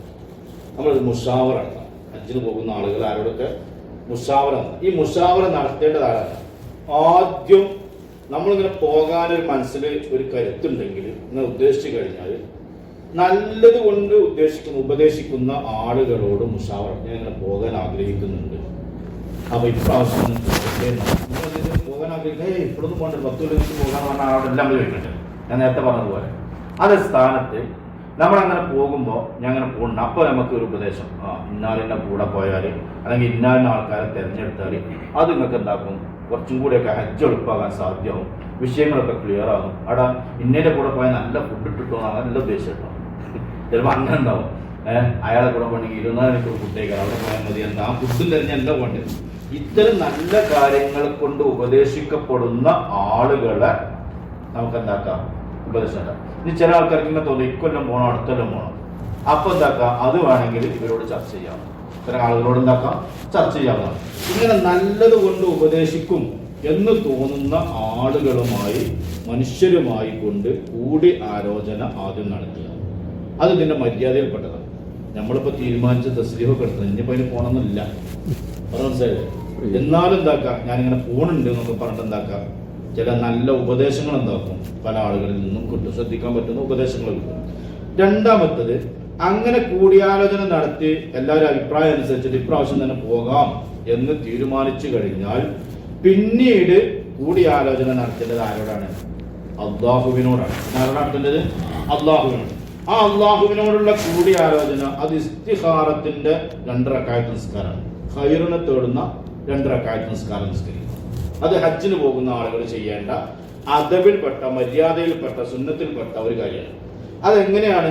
2 റക്അത്ത് ഇസ്തിഖാറത്ത് അഥവാ ഖൈറിനെ തേടുന്ന നിസ്കാരം 2 റക്അത്ത് ഞാൻ നിസ്കരിക്കുന്നു എന്ന് നിയ്യത്ത് ചെയ്തുകൊണ്ട് നമ്മൾ 2 റക്അത്ത് നിസ്കരിക്കുക. ആ നിസ്കാരം ആരോടുള്ള ഇസ്തിഖാറത്താണ്? അല്ലാഹുവിനോടുള്ള ഇസ്തിഖാറ. അതെന്താണ്? നമ്മളിപ്പോ മനുഷ്യന്മാരാണ്, നമ്മൾ പൊയ്ക്കോളി എന്നൊക്കെ പറഞ്ഞാലും നമ്മളെക്കാൾ ഖൈറ് ഈ വർഷം ചെയ്യുന്നതിലുണ്ട് എന്ന് അറിയുന്ന ആളാരാണ്? അല്ലാഹുവാണ്. ഈ വർഷം ചെയ്യുന്നതിൽ ചിലപ്പോ ഇതിലേറെ ഖൈർ അടുത്ത വർഷമാണെന്ന് തിരിയുന്ന ആളാരാണ്? അല്ലാഹുവാണ്. ഈ വർഷം ചെയ്യുന്നത് കൊണ്ട് ചില പ്രയാസങ്ങൾ നമുക്കുണ്ടാകും എന്ന് കണക്കാക്കുന്നതും തീരുമാനിക്കുന്നതും അറിയുന്നതും ആരാണ്? അല്ലാഹുവാണ്. അപ്പൊ അല്ലാഹുവിനോട് നമ്മൾ ഇസ്തിഖാറത്ത്, ഖൈറിനെ തേടുക അഥവാ കൂടിയാലോചന നടത്തുക. അതിൽ 2 റക്അത്ത് സുന്നത്ത് നിസ്കാരം നിസ്കരിക്കുക. അത് ഏത് കാര്യത്തിനും നമ്മളിപ്പോ നല്ല കാര്യം തീരുമാനിക്കുകയാണെങ്കിൽ നമുക്ക് എല്ലാവരും ആയിക്കോട്ടെ എന്നൊക്കെ പറഞ്ഞാലും ആ കാര്യം നടക്കണോ വേണ്ടേ, ഞാൻ ആ വിഷയത്തിലേക്ക് ഇറങ്ങണ്ടേ എന്ന് ചർച്ച ചെയ്യാൻ അല്ലാഹുവിനോട് 2 റക്അത്ത് സുന്നത്ത്. അതിൽ ഏതൊക്കെയാണ് ഓതേണ്ടത്? 1-ാമത്തെ റക്അത്തിൽ സൂറത്തുൽ കാഫിറൂൻ, ഖുൽ യാ അയ്യുഹൽ കാഫിറൂൻ എന്ന സൂറത്തുണ്ടല്ലോ, ആ സൂറത്തും 2-ാമത്തതിൽ ഇഖ്ലാസ് സൂറത്തുമാണ് ഓതേണ്ടത്. ഖുൽ ഹുവല്ലാഹു അഹദ് എന്ന സൂറത്തുമാണ് ആ 2 റക്അത്തിൽ ഓരോന്നിലായിട്ട് ഓതേണ്ടത്. അതിനിപ്പോ സമയമൊക്കെ കഴിഞ്ഞിട്ടുണ്ടെങ്കിൽ പേടിക്കേണ്ട ആവശ്യമില്ല. നമുക്ക് ഇനി എന്തെങ്കിലുമൊക്കെ കാര്യങ്ങൾ വരുമ്പോൾ എന്താക്കാം, അവിടെയൊക്കെ നമുക്ക് എന്താക്കാൻ കഴിയും, ചെയ്യാൻ കഴിയും. ഇനി ആരെങ്കിലുമൊക്കെ തസ്ബീഹിന് കൊടുക്കാൻ നിൽക്കുന്നുണ്ടെങ്കിൽ അവരെ സംബന്ധിച്ചിടത്തോളം ഈ നിസ്കാരം നിസ്കരിക്കാവുന്നതാണ്. ഇതിൽ തന്നെ ഒന്നാമത്തെ റക്അത്തിൽ ഫാത്തിഹ സൂറത്ത് കഴിഞ്ഞതിന് ശേഷം സൂറത്തുൽ കാഫിറുൻ എന്ന സൂറത്ത് ഓതുന്നതിന് മുമ്പ് സൂറത്തുൽ ഖസസിൽ 67, 68, 69, 70 റബ്ബുക യഖ്ലുഖു മാ യശാഉ എന്ന് തുടങ്ങുന്ന ആ സൂറത്ത്, ആ ആയത്തുകൾ 3 ഫാത്തിഹ ഓതി ഖുൽ യാ അയ്യുഹൽ കാഫിറൂൻ എന്ന സൂറത്ത് ഓതുന്നതിന്റെ ഇടയിൽ ഓതൽ പ്രത്യേകം സുന്നത്താണ് എന്ന് മഹാന്മാരായ പണ്ഡിതന്മാർ വിശദീകരിച്ചതായി കാണാൻ സാധിക്കും. ഇൻഷാ അല്ലാഹ് ആ ഭാഗം, ആ ഓതേണ്ട സൂറത്തും അതുപോലെ തന്നെ അതിന്റെ നിയ്യത്തും അതിന്റെ ഇടയിൽ ഓതേണ്ടതൊക്കെ എന്താക്കി തരാം, നമ്മുടെ ഗ്രൂപ്പിലിടും. മനസ്സിലായില്ലേ? നമ്മുടെ ഗ്രൂപ്പിൽ അതിന്റെ ടെക്സ്റ്റ് എന്താക്കിയിടും, ഇടും. അപ്പോൾ എന്താക്കുക, അത് നോക്കാം. ഏതായിരുന്നാലും അള്ളാഹുവിനോട് അതിൽ ഖൈർ ഉണ്ടാകാൻ വേണ്ടി ഒന്ന് നിസ്കരിച്ചിട്ട് എന്താക്കുക, ഇനിയിപ്പോൾ പോണോ കൊണ്ടെന്നുള്ളതല്ല, നമ്മൾ പോകുന്നതിൽ നമുക്ക് എന്തുണ്ടാകണം, ഖൈറുകൾ ഉണ്ടാവണം. അതിനു വേണ്ടി നമുക്ക് നിസ്കരിക്കാവുന്നതാണ്. അതുപോലെ തന്നെ രണ്ടാമത്തെ റക്അത്തിൽ ഫാത്തിഹയ്ക്ക് ശേഷം ഇഖ്ലാസ് സൂറത്ത് ഓതുന്നതിന്റെ മുമ്പ്, നേരത്തെ പറഞ്ഞതാണ് ഫാത്തിഹ ഓതി ഖുൽ യാ അയ്യുഹൽ കാഫിറൂൻ ഓതുന്നതിന്റെ മുമ്പാണ്, ഇടയിലാണ് ഇത് ഓതേണ്ടത്, ഈ 3 ആയത്തുകൾ ഓതേണ്ടത്. രണ്ടാമത്തെ റക്അത്തിൽ ഫാത്തിഹ ഓതി ഇഖ്ലാസ് സൂറത്ത് ഓതുന്നതിന് മുമ്പ് സൂറത്തുൽ അഹ്സാബിലെ 36ാമത്തെ ആയത്ത് വമാ കാന ലിൽ മുഅ്മിനിൻ വലാ മുഅ്മിനത്തിൻ ഇദാ ഖദല്ലാഹു വറസൂലുഹു അംറ എന്ന് തുടങ്ങുന്ന ആ ആയത്ത് ഓതൽ പ്രത്യേകം സുന്നത്താകുന്നു. മനസ്സിലായില്ലേ? ഇങ്ങനെ ഇസ്തിഖാറത്തിന്റെ 2 റക്അത്ത് നിസ്കാരത്തിന്റെ പേരെന്താണ്? ഇസ്തിഖാറ എന്ന് പറഞ്ഞാൽ ഖൈറിനെ തേടുന്ന നിസ്കാരം. അത് നമ്മുടെ എല്ലാ വിഷയത്തിലും, നമ്മൾ ഏതൊരു നല്ല കാര്യത്തിലേക്ക് ഇറങ്ങുകയാണെങ്കിലും നമുക്കത് നല്ലതാന്ന് തോന്നിയാലും അതിൽ ഖൈറുണ്ടോ ഷറുണ്ടോ എന്ന് ആർക്കറിയുള്ളൂ? അപ്പൊ അള്ളാഹുവിനോട് ദുആ ചെയ്യുക. അത് കഴിഞ്ഞിട്ട് ആ ആയത്തൊക്കെ ഓതിയിട്ട് സലാം വീട്ടിയിട്ട് അല്ലാഹുമ്മ ഇന്നി അസ്തഖീറുക ബിഇൽമിക വഅസ്തഖ്ദിറുക ബിഖുദ്റതിക വഅസ്അലുക മിൻ ഫദ്ലികൽ അദീം എന്ന് തുടങ്ങുന്ന ഒരു ദുആ ഉണ്ട്. ആ ദുആ എന്ന് പറയണമെങ്കിൽ ഞാൻ ഈ ഇറങ്ങുന്ന കാര്യത്തിന്റെ ആകത്തുകതാണ്, ഞാൻ ഈ ഇറങ്ങുന്ന കാര്യത്തിൽ ഖൈറുണ്ടോ ഇല്ലേ എന്നുള്ളതും എനിക്ക് ദീനിയായിട്ടും ദുന്യവിയായിട്ടും എനിക്ക് എന്റെ ജീവിതത്തിലും ഒക്കെ ഖൈറുണ്ടോ ഇല്ലേ എന്നുള്ള കാര്യം ആർക്കറിയാം? അള്ളാഹുവിനാണ്. അങ്ങനെ ഖൈറുണ്ടെങ്കിൽ ആ കാര്യത്തിലേക്ക് എന്നെ നീ അടുപ്പിക്കുകയും വയസ്സിറുഹു ലി എനിക്കത് എളുപ്പമാക്കി തരികയും ചെയ്യണം. തുമ്മ ബാരിക് ലി ഫീഹി എന്നിട്ട് എനിക്ക് അതിന് ബറക്കത്ത്, ആ കാര്യത്തിലേക്ക് അടുപ്പിക്കണം, അത് എളുപ്പമാക്കി തരണം. എന്നിട്ട് അതിന് ബറക്കത്ത്. ബറക്കത്ത് എന്ന് പറയുന്ന അർത്ഥം എന്താ ഉദ്ദേശിക്കണം? ചെറിയ സമയം കൊണ്ട് ചെറിയ കാര്യങ്ങളെ കൊണ്ട് വലിയ നേട്ടങ്ങൾ, വലിയ കാര്യങ്ങൾ ചെയ്യാൻ കഴിയും. അതിനാണ് എന്താ പറയാ? ബർക്കത്ത്. അല്ലേ? ഇനിയിപ്പോ അതിന് വേറെ വിശദീകരിച്ച് അർത്ഥം വെക്കാൻ കഴിയില്ല. ബർക്കത്തുണ്ടാകാൻ ബർക്കത്തുണ്ടാകാന്ന് പറഞ്ഞ അർത്ഥം എന്താണ്? ഒരാള് ഉദാഹരണം ഇപ്പോ ഒരു 5 കൊല്ലം അയാൾ ജോലി ചെയ്തിട്ട് അയാൾക്ക് ഒരു 5 സെന്റ് സ്ഥലം വാങ്ങുന്നുണ്ട്, വീടുണ്ടാക്കാൻ കഴിഞ്ഞിട്ടില്ല. ഉദാഹരണം സങ്കല്പിക്കും. വേറൊരാളൊരു 5 കൊല്ലം കൊണ്ട് അയാൾ അതേ സാലറിനൊക്കെ അയാളുള്ളൂ, പക്ഷെ അയാൾ എന്തായിട്ടുണ്ട് 5 കൊല്ലം കൊണ്ട് വീടൊക്കെ എടുത്ത് കഴിച്ചത്. അവിടെ ആർക്കാണ് ബർക്കത്തുള്ളത്? രണ്ടാക്കും 5 കൊല്ലാണ് കിട്ടിയത്, പക്ഷെ ഈ 5 കൊല്ലം കൊണ്ട് ഈ അപ്പൊ സമ്പത്ത് കുറെ ഉണ്ടാകുക എന്നുള്ളതല്ല ബർക്കത്ത്. ഞാൻ അങ്ങനെ തെറ്റിദ്ധരിക്കണ്ട. ഒരാളെടുത്ത് കോടിക്കണക്കിന് ഉറുപ്പുണ്ട് എന്ന് കരുതി ബർക്കത്ത് ഉണ്ടായിക്കൊള്ളുന്നില്ല. ബർക്കത്ത് ഉണ്ടാകുന്ന ഉള്ളത് അത് ആ ഉള്ളതിനേക്കാളും മോടിയില് സന്തോഷത്തില് റാഹത്തില് നമ്മൾ കരുതുന്ന കാര്യങ്ങളൊക്കെ നടക്കാൻ കഴിയുക എന്നുള്ളതാണ് ഇത് ബർക്കത്ത്. അത് മനസ്സിലായല്ലോ? അപ്പൊ ആ നിലക്ക് ബർക്കത്ത് എന്ന് പറഞ്ഞാൽ നമ്മള് അറഫയിൽ നിൽക്കുകയാണ്, ഉച്ച മുതൽക്ക് വൈകുന്നേരം വരെ മഗ്‌രിബ് വരെ നിൽക്കുക. ആ ടൈം നിന്നിട്ട് ഓരോ നേരത്താണ് നമുക്കൊരു മനസ്സമാധാനം, ഒരു സന്തോഷം, നമുക്ക് പിന്നെ നമ്മളൊക്കെ പാവങ്ങളാണ് എന്നുള്ള തോന്നൽ വരുന്നത് വെച്ചെങ്കിൽ ആ മഗ്‌രിബ് വരെ നമ്മൾ ദ്വാരത്തിലാണ്. ആ സ്ഥാനത്ത് ചെന്നേക്ക് തന്നെ അയാൾ ദ്വാരന്ന് അയാൾക്ക് ആ മനസ്സിൽ ആ ഒരു അഴിവും തൗബ ചെയ്യാനുള്ള മനസ്സൊക്കെ കിട്ടുന്നുണ്ട്. അവിടെ ബർക്കത്ത് അതാണ്. കുറഞ്ഞ സമയം കൊണ്ട് തന്നെ അയാൾക്ക് എന്താക്കാൻ കഴിഞ്ഞു, നേടേണ്ടത് നേടിയെടുക്കാൻ കഴിഞ്ഞു. അവിടെയാണ് വലത്തുമ്മ ബാരിക് ലി ഫീ വഇൻ കുന്ത തഅലമു അന്ന ഹാദൽ അംറ ശർറുൻ ലി ഫീ ദീനി വമഅശി വഅഖിബതി അംരി. ഞാനിപ്പോ ഈ കരുതിയ കാര്യം ഇങ്ങനെയൊക്കെ ആണെങ്കിൽ അതെന്റെ ജീവിതത്തിലും എന്റെ ദീനിലും എന്റെ മറ്റു ഈ കാര്യത്തിന്റെ അവസാനം അതൊക്കെ എനിക്ക് ഷർറാണ് എങ്കിൽ എന്ന് പറഞ്ഞാല് അത് ഖൈറിനെതിരായിട്ടാണ് എങ്കിൽ അത് നമുക്ക് പറയാൻ പറ്റില്ല. എല്ലാം നന്മ തന്നെയായിരിക്കും, പക്ഷെ നമ്മുടെ ജീവിതത്തിൽ നമ്മുടെ ഹക്കിൽ അത് ഖൈറാണോ ഷർറാണോ എന്ന് അല്ലാഹുവേ. അങ്ങനെയാണെങ്കിൽ അതിൽ നിന്ന് എന്ന് പറഞ്ഞാല് ഇപ്പാണോ അല്ല പിന്നീടാണോ, ആജിലി അംരി ആജിലി ഒന്നിരിക്കലും ഇപ്പൊ അല്ലെങ്കിൽ പിന്നീട് അങ്ങനെയൊക്കെ ചോദിച്ചിട്ട് പറയാണ്. അങ്ങനെയാണ് ഷർറാണെങ്കിൽ ഇപ്പൊ സുരിപ്പുക അന്യേ ആ വിഷയത്തിൽ തൽക്കാലം എന്റെ മനസ്സിനെന്താക്കണം, ഒന്ന് തട്ടി മാറ്റി തരണം എന്ന് ദുആ ചെയ്യും. ഈ ദുആ നമുക്ക് എന്താണ് നല്ലതാണ്. എപ്പോഴാണ് ഖൈറുണ്ടാണത് ആ സമയത്ത് എനിക്കൊരു തോഫീക്ക് നൽകുന്നതാണ്. മനസ്സിലായി? ആ നിലക്ക് നമ്മളെന്താ ഈ ഇസ്തിഖാറത്തിന്റെ നിയ്യത്ത് വെച്ചുകൊണ്ട് നിസ്കരിക്കൽ സുന്നത്താണ്. ക്ലിയർ അല്ലേ? മനസ്സിലായില്ല. ഇനിയിപ്പോൾ അഥവാ നമ്മൾ ഒക്കെ അങ്ങനെ സംഗതിയൊക്കെ റാഹത്താണ്, ഇനി പോയിട്ട് പഠിച്ചാൽ വേണോ വേണ്ട നല്ലത് വരക്കേണ്ടത്. അപ്പോൾ ഏതായാലും നമ്മൾ ആ വിഷയത്തിൽ ഇറങ്ങിയിട്ടുണ്ട്. ഉള്ള ഹൈറുകളൊക്കെ നമുക്ക് കിട്ടാൻ വേണ്ടി എന്താക്കുക. ഇനിയിപ്പോൾ ഇത് ഇങ്ങനെ അർത്ഥം വെച്ചിട്ട് അറബി ഒരൊറ്റനാക്കി കഴിയുമെങ്കിൽ മലയാളത്തിൽ ഞാൻ എൻ്റെ ആശയം പറഞ്ഞത് ഈ ആശയത്തിൽ ഒതുങ്ങുന്ന ദുആ നമ്മൾ എന്താക്കുക, നന്നായി മനസ്സിരുത്തിയിട്ട് അത് എപ്പോഴെങ്കിലൊക്കെ തിരക്കുള്ള സമയത്ത് രണ്ടിനോട് തീർക്കണ്ട. നല്ല മനസ്സൊക്കെ ഫ്രീയുള്ള, വേറെ സ്റ്റോറുകളൊന്നും ഇല്ലാത്ത, ശബ്ദകോലാഹലങ്ങളൊന്നും ഇല്ലാത്തൊരു സമയത്ത് നല്ല പൂർണ്ണമായി ഉൾക്കൊടുത്ത് മനസ്സൊക്കെ അതിലേക്ക് തിരിച്ചിട്ട് ആ വിഷയത്തിൽ ദുആ ചെയ്താൽ അല്ലാഹു തആല ഖൈർ ഏതാണോ അത് നമുക്ക് എന്താക്കി തരും. അത് ഒറ്റ വട്ടമല്ല, നിരന്തരം ഉണ്ടാക്കുക, 2, 3, 4, 5 തവണ ഉണ്ടാക്കുക ദുആക്കുക. പിന്നെ ദുആക്ക് പറയപ്പെട്ട ഹംദ് സ്വലാത്ത് മറ്റുള്ള കാര്യങ്ങളൊക്കെ എന്താക്കണം എല്ലാ ദുആകളിലും ആവശ്യമാണ്. പിന്നെ നിസ്കാരം കറാഹത്തുള്ള സമയത്ത് ഈ നിസ്കാരം നിസ്കരിക്കാൻ പാടില്ല. മനസ്സിലായോ? നിസ്കാരം കറാഹത്തുള്ള സമയത്ത് ഖൈറിനെ തേടുന്ന നിസ്കാരം അത് വരാൻ പോകുന്ന ഒരു കാര്യം കിട്ടാൻ വേണ്ടിയാണ്. കാരണം മുന്തിയിട്ടില്ല. കാരണം മുന്താത്തത് കൊണ്ട് തന്നെ അവിടെ കറാഹത്തായ സമയങ്ങളിൽ ഈ നിസ്കാരം നിസ്കരിക്കാൻ പാടില്ല. അത് കറാഹത്താവുന്നു. അത് മനസ്സിലാക്കുന്നുണ്ടോ? അത് ഏതൊക്കെയാണ്? ഒന്ന് സുബഹി നിസ്കരിച്ച് സൂര്യോദയം വരെയുള്ള സമയം, അതുപോലെ തന്നെ സൂര്യൻ ഉദിച്ചത് മുതൽക്ക് 7 മുഴം ഉയരുന്ന ആ ടൈം, അത് സൂര്യൻ ഉദിച്ചത് മുതൽക്ക് 7 മുഴം ഉയരുന്ന ഒരു ഖദർ. അതുപോലെ തന്നെ വെള്ളിയാഴ്ച ഒഴികെയുള്ള ദിവസങ്ങളിൽ നട്ടുച്ച സമയത്ത് അസ്ർ നിസ്കാരത്തിന് ശേഷം ഈ സമയങ്ങളിലൊക്കെ നിസ്കാരം കറാഹത്തുള്ള ടൈമാണ്. ആ ടൈമിൽ ഇത്തരം നിസ്കാരങ്ങൾ നിസ്കരിക്കാൻ പാടില്ല. എന്ന് പറഞ്ഞാൽ കാരണം മുന്തിയ നിസ്കാരം നിസ്കരിക്കാം. കാരണം മുന്തിയ നിസ്കാരങ്ങൾ നിസ്കരിക്കാം. ഉദാഹരണം പേര് പോലെ പള്ളിയിൽ കയറിയാൽ നമുക്ക് നിസ്കരിക്കാൻ പറ്റും, തഹിയ്യത്ത് നിസ്കരിക്കാം അല്ലേ? അത് പള്ളിയിൽ കയറുക എന്നതാണ് അതിന് കാരണം.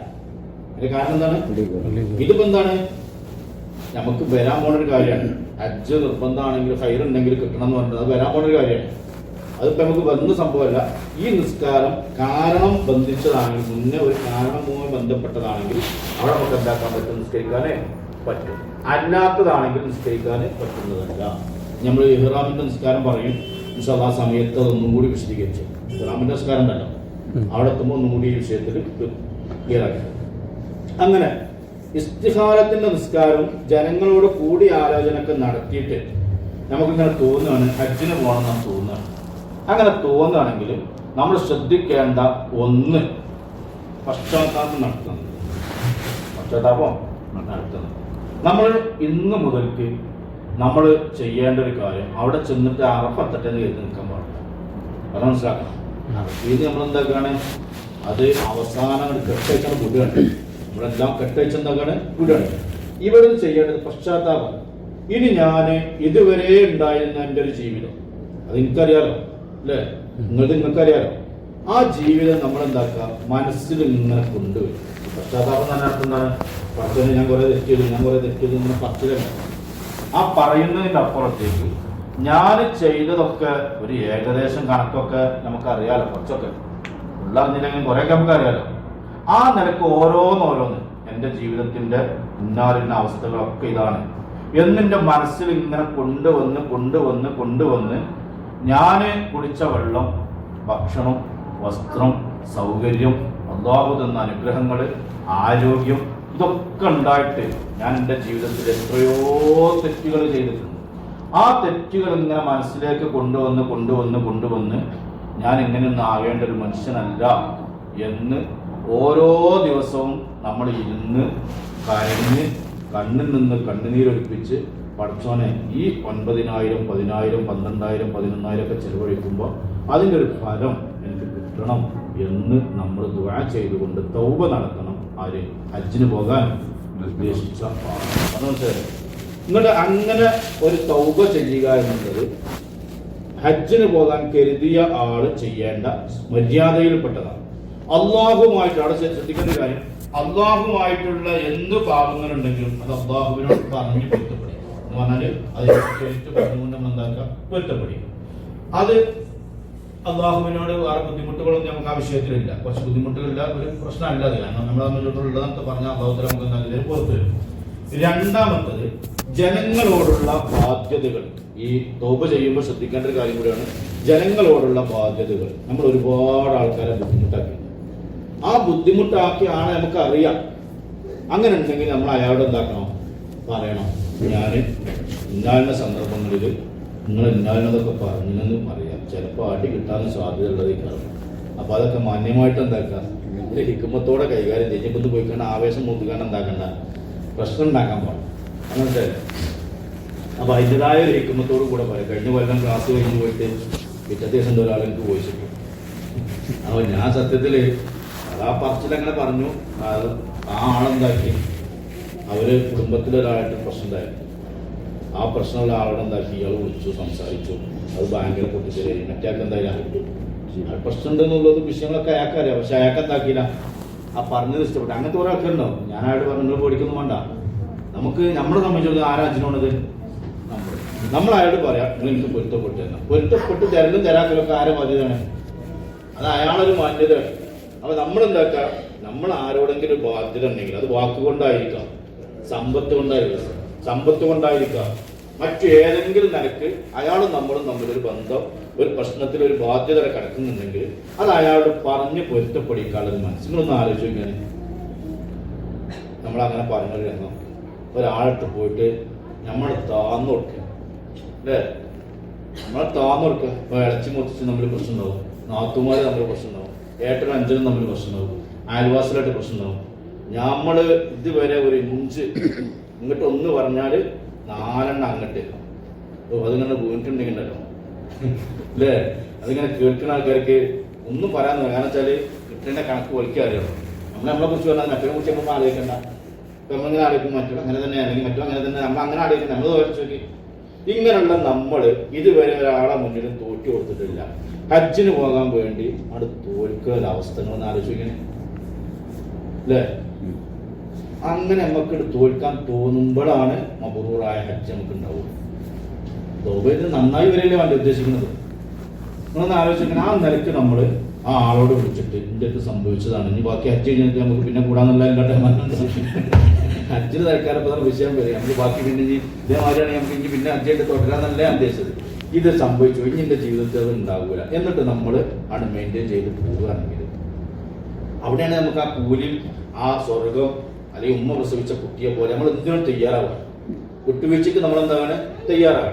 അങ്ങനെ ജനങ്ങളോട് അത് ഹക്കിടപാടുണ്ടാവും, സാമ്പത്തികമായിട്ട് ബാധ്യത ആൾക്കാരുണ്ടാവും എന്ന് പറഞ്ഞിട്ടുണ്ടെങ്കിൽ ചിലപ്പോൾ നമ്മളായിട്ട് ഇടപാട് നടത്തിയ ആൾക്കാരുടെ ഇടപാട് കൊടുക്കാണെങ്കിൽ അത് ചെയ്യണം. ഇനിയിപ്പോൾ ഒരു സംശയം ഉണ്ടാവും, നമ്മളിപ്പോൾ ആ ഉള്ള ആള് ചിലപ്പോൾ വീട്ടിൽ അമ്മായിമാരായിട്ട് പ്രശ്നമുള്ള ആൾക്കാരുണ്ടാവും, അമ്മോശാക്കാനായിട്ട് പ്രശ്നമുള്ള ആൾക്കാരുണ്ടാവും, ജ്യേഷ്ഠാനന്ദന്മാരായിട്ട് പ്രശ്നമുള്ള ആൾക്കാരുണ്ടാവും, അയൽവാസികൾ ആളൊക്കെ ചിലപ്പോൾ മരിച്ചിട്ടുണ്ടാവും. ഇനിയിപ്പോൾ ആളെ കബർ പോയി ചോദിക്കുക എന്നുള്ള സംശയങ്ങളൊക്കെ ഉണ്ടാവും അല്ലേ. അവിടെ നമ്മളെന്താക്കുക, എല്ലാ ദിവസവും അവർക്ക് വേണ്ടി ദുആ ചെയ്യും. അവർക്ക് വേണ്ടി എന്താക്കുക, ദുആ ചെയ്യും. അവർക്ക് വേണ്ടി നമ്മൾ എന്താക്കുക, നമ്മൾ സ്വതം കൊടുക്കും. നമ്മളെന്താക്കുക, കാരണം നമ്മൾ ചെയ്ത ആ കാഠിന്യം കണക്കും വലിപ്പം നമുക്ക് എന്തായാലും അറിയാലോ. നമ്മളിപ്പോൾ ഉസാറാന്നൊക്കെ കരുതിയാലും നമുക്കറിയാലോ. അതിനനുസരിച്ച് അയാൾക്ക് നന്മ കിട്ടണം എന്ന നെയ്യത്തോടു കൂടെ അയാളെ പേര് സ്വതം കൊടുക്കുകയോ അയാൾക്ക് വേണ്ടി ദുആ ചെയ്യുക, അയാളെ പാപമോചനത്തിന് വേണ്ടി അയാളെ കബറിന് പോയിട്ട് സിയാറത്ത് ചെയ്തിട്ട് നമ്മളെന്താക്കുക. അപ്പോൾ ആൾക്കാരെ നോക്കണം, അയാളിപ്പോൾ ഇങ്ങനെ ഇയാളെ കബറിന് തന്നത് നടക്കാത്ത സാഹചര്യം അല്ലത് അല്ലേ. അവിടെ തോറ്റു കൊടുക്കാൻ കഴിയും. ഇതാണ് തൗബ. ഇതാണിത്. അതൊന്നും ചെയ്യാതെ ഞാൻ തൗബ ചെയ്ത് പറഞ്ഞിട്ടുണ്ടെങ്കിൽ അതിന് അർത്ഥം എന്താ? അതാണ് കാക്ക തൗബ എന്ന് പറഞ്ഞത്. മനസ്സിലായോ? തൗബ എന്ന് പറയാൻ അർത്ഥം എന്താ? ഇതുവരെ ഉള്ളതൊക്കെ ഒഴിവാക്കുക, അതൊക്കെ ഡിലീറ്റ് ചെയ്ത് കളയാനാണ്. ആ ഡിലീറ്റ് ചെയ്ത് കളയണമെങ്കിൽ എന്ത് വേണം? നമ്മൾ അതിന് പറ്റുന്ന ശരീരത്തിന്റെ ആളുകളായി മാറണം. അള്ളാഹു തൗഫീഖ് നൽകുമാറാകട്ടെ. പറഞ്ഞു ക്ലിയർ ആണല്ലോ. ആ നിലക്ക് പരമാവധി ഞാൻ അങ്ങനെ ഇപ്പൊ പറഞ്ഞത് അല്ലേ. അത് നിങ്ങളാണ് ഓണാൾക്കാരാവുകൊണ്ട് നിങ്ങൾ തീരുമാനിക്കുക. എത്രത്തോളം ഇത്തരം ആളുകളുണ്ടോ അവരോടൊക്കെ നമുക്ക് എത്രത്തോളം പറയാൻ കഴിയും. നമ്മളൊരു മടി കാണിക്കണം. ഇനി പാപ്പ എന്താണ് എന്റെ പോലെ സംഭവിച്ചത്, നമുക്ക് അന്നേ ഉറപ്പാണോ അങ്ങോട്ട് വരുന്നുള്ളത് എന്നൊക്കെ നമ്മളെ കുറിച്ച് വീണ്ടും വീണ്ടും പറയാം. നമുക്ക് അതിലാറ് കേൾക്കാനുള്ള പ്രയാസം ഉണ്ടാവും അല്ലേ.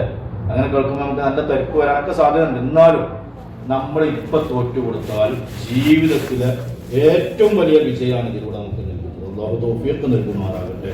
ഇനി അവധി എത്തിയ കടങ്ങളാണെങ്കിൽ ഈ തൗബയിൽ ശ്രദ്ധിക്കേണ്ടത്, അവധി എത്തിയ കടങ്ങളൊക്കെ ആണെങ്കിൽ ആ കടങ്ങൾ നമ്മൾ കൊടുത്തുവിട്ടുകയും അല്ലാത്തതാണെങ്കിൽ കണക്ക് ഇടപാടുകളോ കാര്യങ്ങളൊക്കെ ഒരാളെ ചുമതലപ്പെടുത്തും. ഇപ്പൊ നമ്മൾക്ക് ഹജ്ജിന് പോകുന്ന ആൾക്കാർ ചെയ്യേണ്ടത്, നമുക്ക് കൊടുക്കാനുള്ള കണക്കുകൾ കിട്ടാനുള്ള കണക്കുകളൊക്കെ ഉണ്ടാവും അല്ലേ. അത്തരം കണക്കുകളൊക്കെ കൊടുക്കാനുള്ളതും കിട്ടാനുള്ളതൊക്കെ ഒരു പേപ്പറിൽ എഴുതിയിട്ട് നമ്മൾ എന്താക്കണം, ഒരാളെ ഏൽപ്പിക്കണം.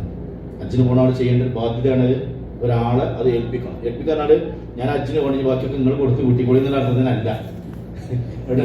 മരിച്ചിട്ടുണ്ടെങ്കിൽ നമ്മൾ മയ്യത്ത് മുന്നിൽ വെച്ചിട്ട് എന്തെങ്കിലും ബാധ്യത ഉണ്ടെങ്കിൽ മറ്റൊരാൾ ഏറ്റെടുക്കാറ് അയാളത് കൊടുക്കില്ല, പിന്നെ അയാളത് വേറെ ഏറ്റെടുക്കുക, അവസാനം വരുന്ന ആളുകൾ കൊടുങ്ങണേക്ക എന്നതുപോലെ ആവാൻ പാടില്ല.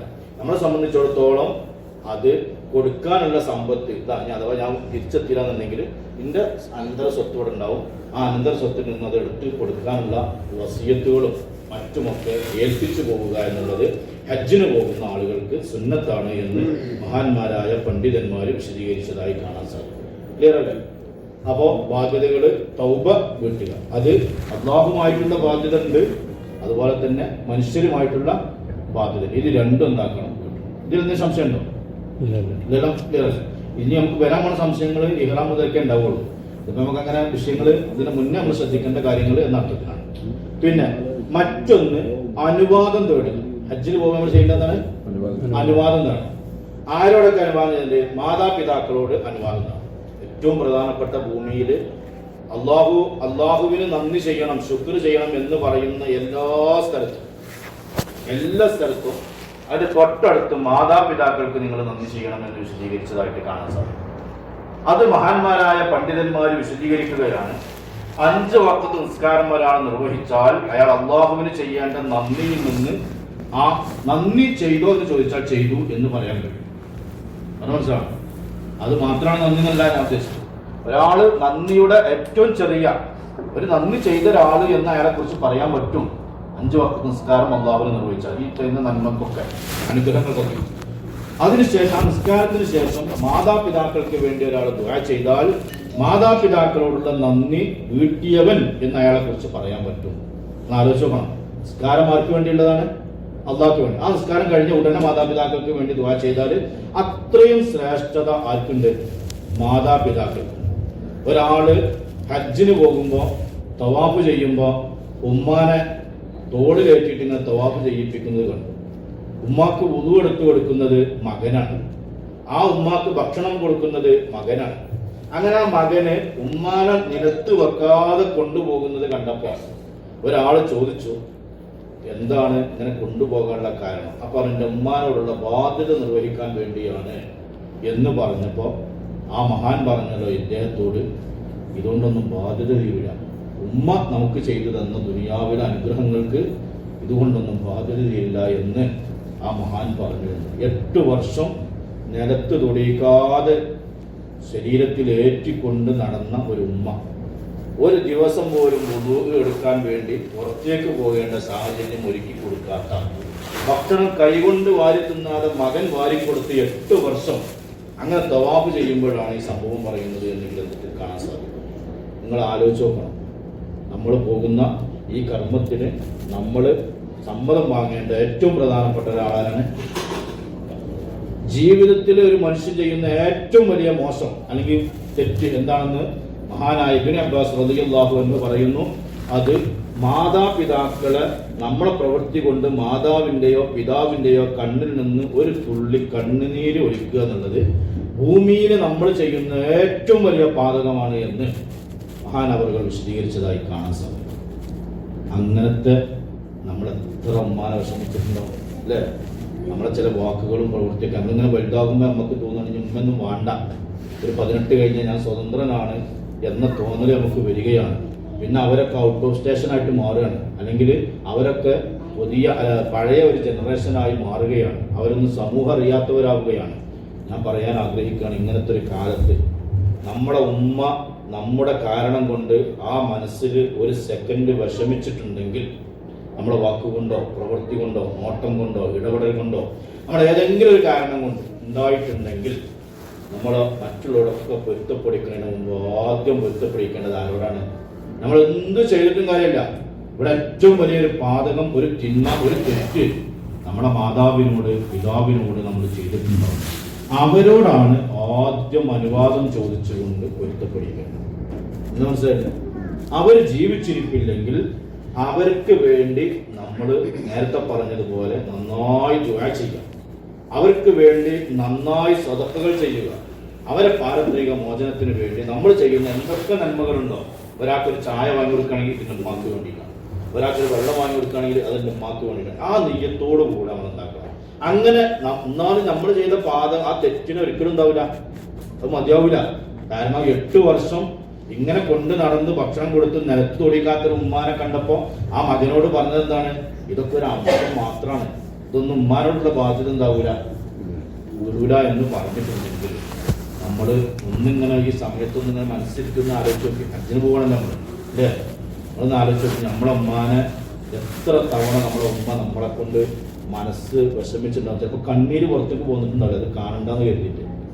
അങ്ങനെ ഒതുക്കി പിടിച്ച് വിഷമിച്ചിട്ടുണ്ടെങ്കിൽ നമ്മൾ ആ മനസ്സിന് കൊടുത്ത തീ അത് വലിയൊരു കാട്ടുതീയാണ് എന്നൊരു ബോധ്യം നമുക്കുണ്ടാവുകയും അത് കെടുത്തിക്കളയാൻ ഒരു ചെറിയ വെള്ളം കൊണ്ട്, ഒരല്പം വെള്ളം കൊണ്ട് ഒരിക്കലും കഴിയില്ല എന്നൊരു തിരിച്ചറിവ് നമുക്കൊക്കെ ഉണ്ടാവും. എന്നിട്ട് ആ ഉമ്മാനോട് നന്നായെന്ന് പറയാം, നമ്മുടെ ഉമ്മമാർക്കൊക്കെ ആഫിയത്ത് നിൽക്കുമാറാകട്ടെ, ദീർഘായുസ്വഭാവം നിൽക്കുമാറാകട്ടെ എന്ന് ചെയ്യും. അങ്ങനെ അവരെ അനുവാദമാണ് ആദ്യം നമുക്ക് കിട്ടിയത്. അതുപോലെ തന്നെ അടുത്ത കുടുംബക്കാര്, അയൽവാസികള്, നമ്മളെ ഉസ്താദുമാര്, നമ്മളോട് ആ നിലക്ക് ബന്ധപ്പെട്ട മുഴുവൻ ആളുകളോടും നമ്മൾ പോകാനുള്ള അനുവാദമാണ്. ഞാൻ പോകട്ടെ എന്നുള്ള അർത്ഥമല്ല, പോകുന്ന അനുവാദമാകുകയും എന്തെങ്കിലുമൊക്കെ ഉണ്ടെങ്കിൽ അങ്ങോട്ടും ഇങ്ങോട്ടും എന്താക്കുക, അത് പറഞ്ഞ് പൊരുത്തപ്പെടുകയും ചെയ്യുക. പിന്നെ ഇതിന് ഏറ്റവും പ്രധാനപ്പെട്ടത് സമ്പത്ത് ഉണ്ടാകുന്നത്. ഹജ്ജിന് മബ്റൂറാകണമെങ്കിൽ നമ്മൾ കൊണ്ടുപോകുന്ന സമ്പത്ത്, അത് ഹജ്ജിന് ആവശ്യമായ മുഴുവൻ സമ്പത്ത്, അത് ഹറാമായ സമ്പത്ത് കൊണ്ട് ഹജ്ജ് ചെയ്താല് കടമ വീടും എന്ന് ചില പണ്ഡിതന്മാരൊക്കെ വിഷയം. നമ്മളെ മദ്ഹബിലൊക്കെ ഒരാള് ഹറാമായ കാശ് കൊണ്ടാണ് ഹജ്ജ് ചെയ്യുന്നതെങ്കിൽ കടമ വീടും, കടമ, പക്ഷെ അത് മബ്റൂറാവില്ല, സ്വർഗം കിട്ടുന്ന ഹജ്ജാവില്ല, എന്താവില്ല, സ്വർഗം. ഹനഫി മദ്ഹബ് അനുസരിച്ച്, ഹംബലി മദ്ഹബ് അനുസരിച്ചുകൊണ്ട് മഹാനവറുകൾ പറയുന്നു, ഇത്തരം സമ്പത്ത് കൊണ്ട് ഹജ്ജ് ചെയ്താൽ ആ ഹജ്ജ് തന്നെ സ്വീകരിക്കില്ല. ആ മുഹമ്മദ് ബിൻ ഹംബൽ റളിയല്ലാഹുവിന്റെ അഭിപ്രായം ചെയ്തത്, ഹറാമായ സമ്പത്ത് കൊണ്ട്, അനുവദനീയമല്ലാത്ത സമ്പത്ത് കൊണ്ട് ഒരാൾ ഹജ്ജ് ചെയ്താൽ ആ ഹജ്ജ് അല്ലാഹു തആല സ്വീകരിക്കുകയില്ല. ഇതിൽ മബ്റൂറിനെ കുറിച്ച് ആലോചിക്കുന്നുള്ളൂ. അപ്പൊ ആ ഒരു ഇമാമിന്റെ അഭിപ്രായം അങ്ങനെ ഉണ്ടായിരിക്കെ നമ്മൾ ഹജ്ജിന് വേണ്ടി തിരഞ്ഞെടുക്കുന്ന കാശ് അതൊരിക്കലും ഹറാമ് കലർന്ന കാശ് ആവാതിരിക്കാൻ വേണ്ടി ശ്രദ്ധിക്കുക. മറ്റൊരാളെ പറ്റിച്ചിട്ടോ മറ്റൊരാളുടെ കടം വാങ്ങി വേറെ നിലക്ക് ദുരുപയോഗം ചെയ്തുകൊണ്ട് വാങ്ങിയ കാശ് കൊണ്ട് ഹജ്ജ് ചെയ്യാതിരിക്കുക. നല്ല ഹലാലായ സമ്പത്ത് കൊണ്ടായിരിക്കണം നമ്മൾ ഹജ്ജിന് പോകുന്നത്. ആ ഹജ്ജിന് പോകുമ്പോൾ തന്നെ ആ യാത്രക്ക് ആവശ്യമായ കുറച്ച് കാശ് നമ്മളെ കയ്യിൽ എപ്പോഴും വേണം. അപ്പൊ നിങ്ങൾ എത്ര കെട്ടിയത്? 9,000 9, 10, 8 കെട്ടാക്കാറുണ്ടോ? ആ സമ്പത്തിന്റെ പുറത്ത് കുറച്ച് കാശ് നമ്മുടെ കയ്യിൽ വേണം. അതെങ്കിലും എന്നുള്ളത് ഇൻഷാ അല്ലാഹ് നമ്മളെ ആ ഭാഗങ്ങൾ എത്തുമ്പോൾ വിശദീകരിക്കും. കുറച്ച് ഏറെ കാശ്, ഒരു 1000, 1500 റിയാലൊക്കെ എന്താക്കണം, നമ്മൾ കയ്യിൽ എന്താക്കണം, കരുതണം. അത് ഇൻഷാ അല്ലാഹ് ഇപ്പോഴത്തെ ഒരു സാഹചര്യം അനുസരിച്ചിട്ട് ആ സന്ദർഭങ്ങൾ വരുമ്പോൾ വിശദീകരിക്കും. അവിടെ നമ്മൾ ഈ കൊടുത്ത കാശ് മാത്രം കണക്കാക്കി അവരെ ബസ്സുണ്ട് അവരെ പോകുന്നൊക്കെ കരുതിയാലും നമ്മൾ എടുത്ത് കുറച്ച് കാശ് അനിവാര്യമായിട്ടുണ്ടാവണം. ഇതൊക്കെ ആ ആവശ്യത്തിന് വേണ്ടി അതിലിങ്ങനെ പറയുന്നുണ്ട്, കുറെ കാര്യങ്ങൾ പറയുന്നുണ്ട്. ഇനി ഒരാളെടുത്ത് ഹറാമ് കലർന്ന മുതലുണ്ട്, എന്നാൽ ആ തസ്രീഹ് എടുക്കാനുള്ള കാശെങ്കിലും എന്ത് വേണം, ഹലാലായിരിക്കണം എന്ന് വിശദീകരിക്കും. ഇനി അതല്ല, അയാൾക്ക് അങ്ങനെയൊക്കെ ഉണ്ടെങ്കിൽ ആ 3 ദിവസം തിന്നുന്ന ഭക്ഷണം അതിന്റെ കാശെങ്കിലും എന്ത് വേണം, ഹലാലായിരിക്കണം എന്നൊക്കെ വിശദീകരിച്ചതായി കാണാൻ സാധിക്കും. ഏതായിരുന്നാലും ഹറാമ് അല്ലാത്ത കലരാത്ത മുതൽ കൊണ്ടായിരിക്കണം ഹജ്ജിന് സമ്പത്ത് ഉണ്ടാക്കേണ്ടത്. പിന്നെ നല്ല കൂട്ടുകാരെ തിരഞ്ഞെടുക്കും. അത് ഇൻഷാ അല്ലാഹ് നമ്മൾ പോണവരൊക്കെ നല്ല കൂട്ടുകാരായിരിക്കും നമ്മളാണ് കേട്ടോ. ഇപ്പോഴത്തെ സാഹചര്യം എങ്ങനെയാണ്, നല്ല കൂട്ടുകാരായിരിക്കും. ഇൻഷാ അല്ലാഹ് നമ്മൾ പരസ്പരം എന്താക്കുക, ആ ഗ്രൂപ്പിലുള്ള ആളുകൾ നമുക്കറിയാം, പരസ്പരം എന്താക്കുക, ആവശ്യമുള്ളതൊക്കെ ആ സമയത്ത് ഷെയർ ചെയ്യുക. ഇപ്പോഴത്തെ സാഹചര്യത്തിൽ നമുക്ക് ചില കാര്യങ്ങളൊക്കെ അങ്ങനെ ആണ് എങ്കിലും ചില സന്ദർഭങ്ങളിൽ അതൊക്കെ ക്ലോസായിട്ട് വേറെ രൂപത്തിലേക്ക് മാറിയിട്ടുണ്ടാവും. അപ്പോൾ മക്കൾക്ക് ദുൽഹിജ്ജ 10 നമ്മൾ ഇഫാദത്തിന്റെ തവാഫിന് വേണ്ടി പോകും, അല്ലാതെ തവാഫിന് പോകും. പക്ഷെ ആ പോകുന്നത് ചിലപ്പോൾ അത് മുത്തവഫിന്റെ പരിധി പെടുന്നതല്ല. അങ്ങനെ തെറ്റിയിരിക്കുന്നത് അത് തവാഫ് പോയി ചെയ്യിപ്പിക്കുന്നത്. ആ തവാഫ് നമ്മൾ പോയി ചെയ്യേണ്ടതാണ്. അതിന് കാശ് മുടക്കേണ്ടതും യാത്ര ചെയ്യേണ്ടതും സമയം തിരഞ്ഞെടുക്കേണ്ടത് ആരാണ്? നമ്മളാണ്. അത് അവർ കൊണ്ടുപോകില്ല. അപ്പൊ അത്തരം സന്ദർഭങ്ങളിലൊക്കെ ഏറ്റവും എളുപ്പം അതിന് മക്കത്തേക്ക് എത്താനുള്ള വഴികൾ നമ്മൾ തമ്മിൽ എന്താ കാര്യങ്ങൾ പോയിട്ടുണ്ടെങ്കിൽ അവർക്ക് പറഞ്ഞു കൊടുക്കാവുന്നതാണ്. അല്ലെങ്കിൽ ആ വഴികളെ പോയാൽ ഇത്തരം പ്രയാസങ്ങൾ ഉണ്ടാകും എന്നൊക്കെ അത് ഷെയർ ചെയ്ത് കഴിഞ്ഞാൽ ആ സന്ദർഭങ്ങളിൽ കുറേ പ്രയാസങ്ങൾ ഉണ്ടാക്കാൻ കഴിയും, ഒഴിവാക്കാൻ. പക്ഷെ അത് പിന്നീട് പറയാം. ഏതായിരുന്നാലും നല്ല കൂട്ടുകാരെ തിരഞ്ഞെടുക്കുക. നല്ല അറിവുള്ള ഒരു അമീർ ഉണ്ടായിരിക്കണം. അതുപോലെ തന്നെ യാത്രയിലെ പ്രയാസങ്ങളിലൊക്കെ പരസ്പരം സഹായിക്കാൻ പറ്റുന്ന ആളുകളായിരിക്കണം. അതുപോലെ തന്നെ സുഹൃത്തുക്കളുടെ ആവശ്യങ്ങൾക്ക് മുൻഗണന നൽകുന്ന അത്തരം ആളുകളെ നമ്മൾ കൂട്ടുകാരായി തിരഞ്ഞെടുക്കും. അല്ലാഹു ആ നിരക്കുള്ള കൂട്ടുകാരെ ലോകം നമുക്ക് നൽകുമാറാകട്ടെ എന്ന് ദുആ ചെയ്യുക. പിന്നെ യാത്ര പറയലും പുറപ്പെടലും. ഇനി അവിടെ എത്തിട്ട് അതിനു മുമ്പ് ഇത്രയും കാര്യങ്ങളാണ് ഹജ്ജുമായി ബന്ധപ്പെട്ട് നമ്മൾ പോകുന്നതിന്റെ മുമ്പ് നമ്മൾ ശ്രദ്ധിക്കണം. ക്ലിയർ ആണല്ലോ?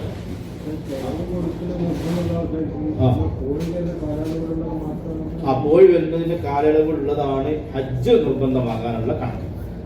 മനസ്സിലായി? ആ സ്ഥാനത്ത് അയാൾക്ക് പിന്നെ കൊടുക്കേണ്ടി വരും. പക്ഷെ ആ സന്ദർഭം ഉദാഹരണം നമ്മൾ ഉദുഹിയത്താണെങ്കിലും അതുപോലെ തന്നെ ഫിത്ർ സക്കാത്ത് ആണെങ്കിലും ആ ദിവസം ആണ് പരിഗണിക്കുന്നത്. അപ്പൊ നമ്മൾ ഹിജ്ജ 13 ഹജ്ജ് ചെയ്യുക. നമ്മൾ 14 ഇവിടെ എത്തുക. നാട്ടിലുള്ള ആളുകളാണെങ്കിൽ ചിലപ്പോൾ 42 ദിവസം അല്ലെങ്കിൽ 41 ദിവസം നിൽക്കും. അപ്പൊ ആ കാലയളവിലുള്ള അപ്പൊ അത് എവിടുന്നാണ് പോകുന്നത് അതിനനുസരിച്ചിട്ട് മാറ്റി. എന്ത് സംശയം നിങ്ങൾക്ക് ചോദിക്കാം.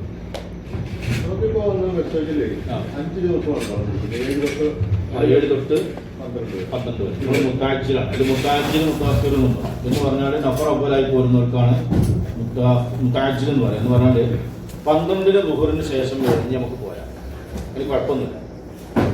അന്ന് അവിടെ നിന്നിട്ട് 13 ഉച്ചയ്ക്ക് ശേഷം എറിഞ്ഞിട്ടും പോരാം. അപ്പോൾ ദുൽഹിജ്ജ 13 വരെ ഹജ്ജ് കർമ്മത്തിലായിരിക്കും.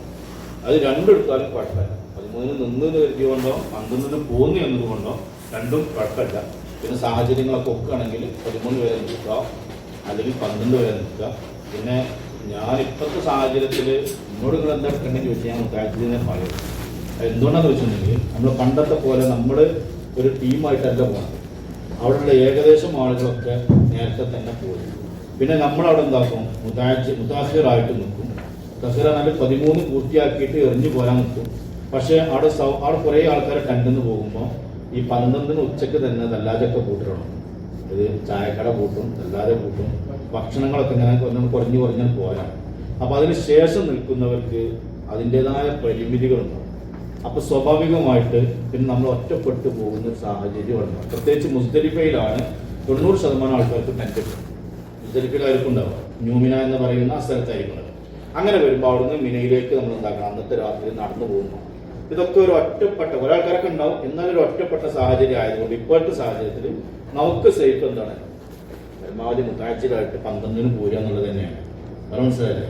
സാന്തി നമ്മളെല്ലാവരും ഉണ്ടായിരുന്ന കാലത്ത് നമ്മൾ 13 പോലുള്ളായിരുന്നു. കാരണം എന്താ, നമ്മുടെ ടീമിന് അവിടെ ഉണ്ടാവും. നമ്മൾ ഇനി മറ്റുള്ളവർക്ക് പോയാലും നമുക്ക് എന്താക്കാം, ഒറ്റപ്പെട്ടവിടെ നിൽക്കാൻ കഴിയും. ഇപ്പോഴത്തെ സാഹചര്യത്തിൽ അത് തിരഞ്ഞെടുക്കുന്നതുകൊണ്ട് ഈ പറഞ്ഞ ഗുണങ്ങളൊക്കെ അതിൽ കിട്ടാവുന്നതാണ്. ഇനി ഒരാൾ 13 നിന്നു എന്നതുകൊണ്ട് ഒരു വിരോധമില്ല, 12 പോന്നു എന്നതുകൊണ്ട് ഹജ്ജിനൊരു കുഴപ്പമില്ല. മൂന്നാമത്തെ ദിവസം കല്ലറയില്ല എന്ന് വെച്ചാൽ ദുഹുറ് കഴിഞ്ഞ് മഗ്‌രിബിന്റെ മുമ്പ് മീന കിടണം. അത് നമുക്ക് വിശദീകരിക്കും. അപ്പൊ വിശദീകരിച്ചു എടുക്കുന്നതിൽ മുത്താജിൽ തിരഞ്ഞെടുത്താൽ 12 ഉച്ചക്ക് നേരെ പോവുക, പ്രോഗ്രാം കൊടുക്കുമ്പോൾ നടത്തും, എറിഞ്ഞ് ഭക്ഷണം കഴിക്കുക, നേരെ അവരെ ബസ്സിൽ കയറുക, ഒരു മക്കത്ത് കൊണ്ട് നടക്കും, അവിടുന്ന് വിരുദാവിന്റെ തവാഫ് ചെയ്യുക. എവിടുന്നാണോ നമ്മൾ എടുത്തത് അവിടെ കൊണ്ടുപോയി ഇറക്കും. അവിടുന്ന് ഇങ്ങോട്ട് പിന്നെ നമ്മൾ പോയി. റിയാദിലാണെങ്കിൽ റിയാദ്, ജിദ്ദയിലാണെങ്കിൽ ജിദ്ദ, മക്കയിലാണെങ്കിൽ മക്ക, എവിടെയാണോ അവിടുന്ന് നമ്മൾ എവിടെയാണോ എത്താൻ പറഞ്ഞത് അവിടെ തിരിച്ചു എത്തിച്ചു ആ വിദാവിന്റെ തവാഫും കഴിഞ്ഞു. അറവിന്റെ പുതുമിന്റെ നമ്മൾ എത്തിയിട്ടില്ല. അല്ല, പുതുമിനല്ല, അത് പരിധിയിലെല്ലാം കൊടും. പക്ഷെ അവരെ വാഹന സൗകര്യങ്ങൾ ഉണ്ടായിരിക്കുന്നത് അങ്ങനെ ഞാൻ ഓരോന്ന് വിശേഷിച്ചാൽ നമ്മൾ അവരെ ഇതിൽ പെടുന്നതും പെടാത്തതും ഉണ്ടാവും. അപ്പൊ അത് നമ്മൾ ശ്രദ്ധിച്ചില്ലെങ്കിൽ നമ്മൾ ഞാൻ കൊണ്ടുപോകല്ലോ എന്ന് കരുതി നിന്നാൽ കൊണ്ടുപോകുന്നുണ്ടാവും. നമ്മളെ കിടക്കാം. ഈ അറവിന്റെ കാര്യങ്ങൾ എങ്ങനെയാണ്? അറിവ് പിന്നെ നിങ്ങൾ അതിലൊരു അള്ളാഹി എന്ന് പറഞ്ഞൊരു അറിവിലുണ്ടാവും. അത് നിങ്ങൾ കെട്ടിയിട്ടില്ലെങ്കിൽ അവിടെ ഫിസിക്കലായിട്ട് അറക്കുന്ന ആളുകളുണ്ടെങ്കിൽ അവരെടുത്ത് കൊടുത്താലും മതി. നല്ല അവിടെ ബാങ്കിൽ കെട്ടുകയാണെങ്കിൽ അങ്ങനെ കെട്ടിയാലും മതി. അത് നിങ്ങൾക്ക് ആ അറിവ് നിർബന്ധമല്ലല്ലോ. നിർബന്ധം അത് ഞാൻ പറഞ്ഞുതരാം. അത് എല്ലാവർക്കും അറിവ് നിർബന്ധം ഉണ്ടാവില്ല. നമ്മളെ സംബന്ധിച്ചിടത്തോളം അതിൽ ഇഹ്റാം പറയുമ്പോൾ നമുക്ക് ക്ലിയർ ആവും. കാരണം വെച്ചാൽ 3 രൂപത്തിൽ ഇഹ്റാമുണ്ട്, 4 രൂപത്തിൽ ഇഹ്റാമുണ്ട്. ഒരു 90% ഇവിടുത്തെ മുത്തവഫ് തമത്തുഴ എന്ന പേരിലുള്ള ഇഹ്റാം ചെയ്യാനാണ് പറയാറുള്ളത്. തമത്തുഴ എന്ന പേരിലുള്ള ഇഹ്റാം ചെയ്യാനാണ് പറയുന്നത്. ചിലർ ഖിറാൻ ചെയ്യാൻ പറയും. അപ്പം അങ്ങനെയൊക്കെ വരുമ്പോൾ അവിടെ അറിവ് വരുന്ന രൂപം, അറിവ് വരാത്ത രൂപമുണ്ട്. അപ്പോൾ അത് വിശദീകരിച്ചാൽ നിങ്ങൾക്ക് അത് ക്ലിയർ ആവും. അതിന് ശേഷം ഉണ്ടാക്കിയാൽ മതി, കാശ് വയ്ക്കാൻ പറ്റില്ലേ? ഇല്ലില്ല, അതൊക്കെ വിശദീകരിച്ച് നിങ്ങളിപ്പോൾ ഇതിലെന്താണ് മനസ്സിലെ നമ്മൾ പറയുന്ന കാര്യം ആ ഗ്രൂപ്പിൽ പറയുന്നത് നിങ്ങൾ കൃത്യമായിട്ട് കേൾക്കുക. നമ്മളെ സംബന്ധിച്ചിടത്തോളം നമ്മളിതിൽ ഇപ്പോൾ 3-4 വർഷമായിട്ട് തുടങ്ങിയിട്ട് ഇപ്പോൾ നിങ്ങൾക്കറിയാലോ, നമ്മളെ സ്വന്തം സ്ഥിതി എടുത്ത് പോകാനാണ്. നേരത്തെ നമ്മൾ അൽഖുദ്സിന്റെ കീഴിൽ കൊണ്ടുപോലുണ്ടായിരുന്നു. അപ്പോൾ നമ്മളുടെ കാശ് കെട്ടി നമ്മൾ കൂടെ പോരുന്ന ആളുകൾ എന്നൊരു സമാധാനം നമുക്ക് ഉണ്ടായിരുന്നു. പക്ഷെ ഇപ്പൊ നമ്മളെ സംബന്ധിച്ചിടത്തോളം എന്നാലും നമ്മളെ കുറേ ആൾക്കാർ പാവങ്ങൾ ചെറിയ ചെറിയ നാണയത്തുകൾ ഒരുമിച്ച് കൂട്ടി പോവുകയാണ്. ഒരു പോയിട്ട് അവിടെ കടന്നിട്ട് ഇങ്ങനെ ഒരു അന്തം വിട്ട് തിരിച്ചു പോകുന്ന ഒരു അവസ്ഥ ഉണ്ടാവണ്ട എന്ന നിലക്കാണ് നമ്മൾ ഇവിടെ ശ്രദ്ധിക്കേണ്ട ഒരു കാര്യം. ആ ഗ്രൂപ്പ് എനിക്ക് വേണ്ടി ഉണ്ടാക്കിയതാണ്, കാരണം സാർ അല്ലെങ്കിൽ ഇവിടെ സംഘടനയ്ക്ക് വേണ്ടി ഉണ്ടാക്കിയത്, അല്ലെങ്കിൽ പുതുസിന് വേണ്ടി ഉണ്ടാക്കിയത്, അത് ആർക്ക് വേണ്ടി ഉണ്ടാക്കിയതാ? നിങ്ങൾക്ക് വേണ്ടി ഉണ്ടാക്കിയത്. അതിന് വരുന്ന വോയിസ് ചില ആൾക്കാർ അത് കഴിഞ്ഞിട്ട് ചിലപ്പോൾ ഉണ്ടാവും, പിന്നെ ഉസ്താദ് അതൊന്ന് പറഞ്ഞു തരുമെന്ന് പറഞ്ഞു. ഞാൻ അതിൽ പറഞ്ഞ കാര്യം ആര് ചോദിച്ചാലും പിന്നെ മറുപടി അറിയാം. ഞാൻ വോയിസിലിട്ടത് എനിക്ക് കൃത്യമാണ്. ഞാൻ ഇട്ടുന്ന സാന്നിധ്യം ഇതേപോലെ ഞാൻ കഴിഞ്ഞ ഒരാഴ്ച എല്ലാ ദിവസവും രാത്രി 1 മണിക്കാണ് പറഞ്ഞത്. അത് എന്തിനു വേണ്ടത്? ഇതിപ്പോൾ 4, 6, 7 കൊല്ലമായിട്ട് സ്ഥിരമായിട്ട് ഹജ്ജ് ക്ലാസ് എടുക്കും. 7 കൊല്ലം കുറച്ചായിട്ട് എടുക്കുന്നുണ്ട്. പക്ഷെ 7 കൊല്ലം എടുത്താലും ഞാനിപ്പോൾ ഈ എടുക്കുന്ന സാധനം അതിനുമായി ബന്ധപ്പെട്ട എല്ലാ കിതാബും നോക്കി ഈ സംഗതി ഒന്ന് മനസ്സിൽ കൂട്ടിയിട്ട് എന്താക്കുന്നുള്ളൂ, അടുത്ത ക്ലാസ് എടുക്കുള്ളൂ.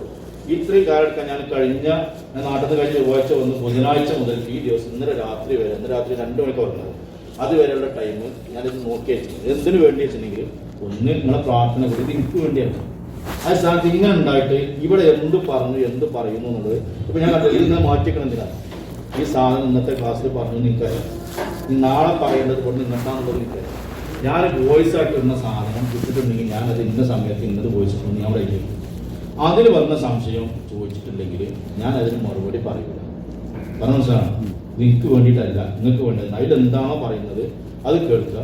സംശയത്തിന് മറുപടി സംശയം ഉണ്ടെങ്കിൽ അത് നിങ്ങൾ PM ചോദിക്കുക. ആ ഗ്രൂപ്പിൽ കുറേ വന്നാൽ ആൾക്കാർക്ക് അത് പ്രയാസമുണ്ട്. ഓക്കെ അല്ലേ? അപ്പം അത്തരം കാര്യങ്ങൾ നിങ്ങൾ നന്നായി ശ്രദ്ധിക്കുക. ഇൻഷാ അല്ലാഹ് ഇതിൽ ബാക്കി കുറച്ച് നിസ്കാരത്തിന്റെ ജമ്മും കസറൊക്കെ ഇൻഷാ അല്ലാഹ് വോയിസ് ആയിട്ട് ഗ്രൂപ്പിലായിരിക്കും വരിക. അത് നമ്മളിവിടെ സമയം കണ്ടത് ബാക്കി കാര്യങ്ങളൊക്കെ ഇൻഷാ അല്ലാഹ് ഇവിടെ പറയും. ഇന്ന് തൽക്കാലം നമ്മൾ ക്ലാസ് അവസാനിപ്പിക്കുകയാണ്. നാളെ അടുത്ത ക്ലാസ് മുതൽ ഇൻഷാ അല്ലാഹ് ഉച്ചയ്ക്ക് രാവിലെ ഒരു 10:30 മണി വരെ ക്ലാസ് ഉണ്ടാവും. ഇത് 10:30 മണി വരെ ക്ലാസ് ഉണ്ടാവും. അപ്പോൾ അതിനനുസരിച്ച് നമ്മൾ ഉണ്ടാക്കാം. തുടങ്ങുന്നത് ഇപ്പോൾ 6:00 തന്നെ തുടങ്ങും ഇൻഷാ അല്ലാഹ്. ഇവിടെ അല്ലെങ്കിൽ മറ്റു സ്ഥലത്ത് ഇവിടെ തന്നെ ബുക്ക് ചെയ്യുന്നത് ഇവിടെ ചാവി കിട്ടാൻ ചെറിയൊരു പ്രയാസം കഴിഞ്ഞ വർഷം ഉണ്ടായതാണ്. പ്രാവശ്യം നേരിട്ടാണെങ്കിൽ മറ്റു സ്ഥലത്തേക്ക് മാറ്റും. അങ്ങനെയാണെങ്കിലും 10:30 വരെ നമ്മുടെ ക്ലാസ് ഉണ്ടാവും. അപ്പോൾ 7:00 തുടങ്ങിയാൽ 8:30, 9:30, 10:30 3 മണിക്കൂർ അല്ലെങ്കിൽ 3.5 മണിക്കൂർ ക്ലാസ് ഉണ്ടാവും. അപ്പോൾ അതിന് കണക്കാക്കി നിങ്ങൾ എന്താക്കണം, വരണം ഇൻഷാ അല്ലാഹ്. അപ്പോൾ ബാക്കി കാര്യങ്ങളൊക്കെ പറയും. ഓരോന്നും നിങ്ങൾ ഹജ്ജ് കഴിഞ്ഞ് തിരിച്ച് ഇവിടെ നിങ്ങൾ എപ്പോഴാണ് എത്തുന്നത് 13 എത്തുകയാണെങ്കിൽ ആ 13 വരെ ആവശ്യ എല്ലാ മാർഗനിർദ്ദേശങ്ങളും നമ്മുടെ ഭാഗത്തു നിന്നുണ്ടാകും എന്ന് ഓർമ്മപ്പെടുത്തുന്നു. ഇന്ന് തൽക്കാലം അവസാനിപ്പിക്കുകയാണ്. നമ്മളെ ഹജ്ജിന് വരുന്ന വളണ്ടിയർമാർ ഹാജിമാർക്ക് വഴിതെറ്റി പോകുന്ന ആളുകൾ, പ്രയാസപ്പെടുന്ന ആളുകൾ, അവർക്ക് വളണ്ടിയർമാരായി നമ്മൾ ഇവിടുന്ന് സാധാരണ പോകാറുണ്ട്. അവർക്കുള്ളൊരു ട്രെയിനിങ് അപ്പോൾ ഡിമോറിൽ വെച്ചിട്ട് നടക്കുന്നുണ്ട്. അവിടെ ക്ലാസ് എടുക്കാറുണ്ട്. തൽക്കാലം ഞാനിവിടെ അവസാനിപ്പിക്കുകയാണ്. ഇൻഷാ അല്ലാഹ് ബാക്കി അടുത്ത ക്ലാസ് മുതൽക്ക് 3 മണിക്കൂർ ചുരുങ്ങിയതെന്നുള്ള ക്ലാസ് ഉണ്ടാവും. അത് കണക്കാക്കി നമ്മൾ ഉണ്ടാക്കാം. ഒന്നും ചായ എത്തിക്കൊള്ളുന്നില്ല, എന്നാലും ഉണ്ടാവാൻ അതിൻ്റെ പൂർണ്ണാർത്ഥത്തിൽ കാര്യങ്ങളൊക്കെ ചെയ്ത് തിരിച്ചു വരാനുള്ള സൗകര്യത്തിൽ അള്ളാഹു നമുക്കും നമ്മുടെ ബന്ധപ്പെട്ട മുഴുവൻ ആളുകൾക്കും അള്ളാഹു നൽകുമാറാകട്ടെ. എന്തെങ്കിലുമൊക്കെ സംശയം ഉണ്ടെങ്കിൽ നിങ്ങൾക്ക് ചോദിക്കാമെന്ന് ഓർമ്മപ്പെടുത്തി നമ്മുടെ ഹജ്ജും നമ്മുടെ പ്രവർത്തനങ്ങളും അള്ളാഹു കബൂലാക്കുമാറാകട്ടെ എന്ന് ദുആ ചെയ്തുകൊണ്ട് ഇൻഷാ അല്ലാഹ് ആ ഗ്രൂപ്പിൻ്റെ നമ്പർ ഉണ്ടാവും, അതെല്ലാവരും സേവ് ചെയ്തെടുക്കുക. അതിനായിരിക്കും നിങ്ങൾക്ക് എന്താക്കുക അർജൻറ്റായി വരുന്ന മെസ്സേജുകൾ ചിലപ്പോൾ ഗ്രൂപ്പിലെല്ലാവരും ബുദ്ധിമുട്ടാക്കേണ്ടെന്നുള്ള നിലയ്ക്ക് PM ബ്രോഡ്കാസ്റ്റ് ആയിട്ട് കിട്ടണമെങ്കിൽ നിങ്ങൾക്ക് എന്താക്കേണ്ടി വരും, അത് നമ്പർ സേവ് ചെയ്തെടുക്കേണ്ടി വരും. അത് നിങ്ങളൊക്കെ ശ്രദ്ധിക്കണമെന്ന് ഓർമ്മപ്പെടുത്തുന്നു. ദുആ ചെയ്യണമെന്ന വസിയത്തോടെ വാക്കുകൾ ചൊല്ലുന്നു. അസ്സലാമു അലൈക്കും വറഹ്മത്തുള്ളാഹി വബറകാതുഹു. അല്ലല്ല, വെള്ളിയാഴ്ച എല്ലാ വെള്ളിയാഴ്ചയും രാവിലെയാണ് ക്ലാസ് ഉണ്ടാകും. നാളെ അടുത്ത ക്ലാസ് 4 വെള്ളിയാഴ്ച നമ്മൾ ബുക്ക് ചെയ്തിട്ടുണ്ട്.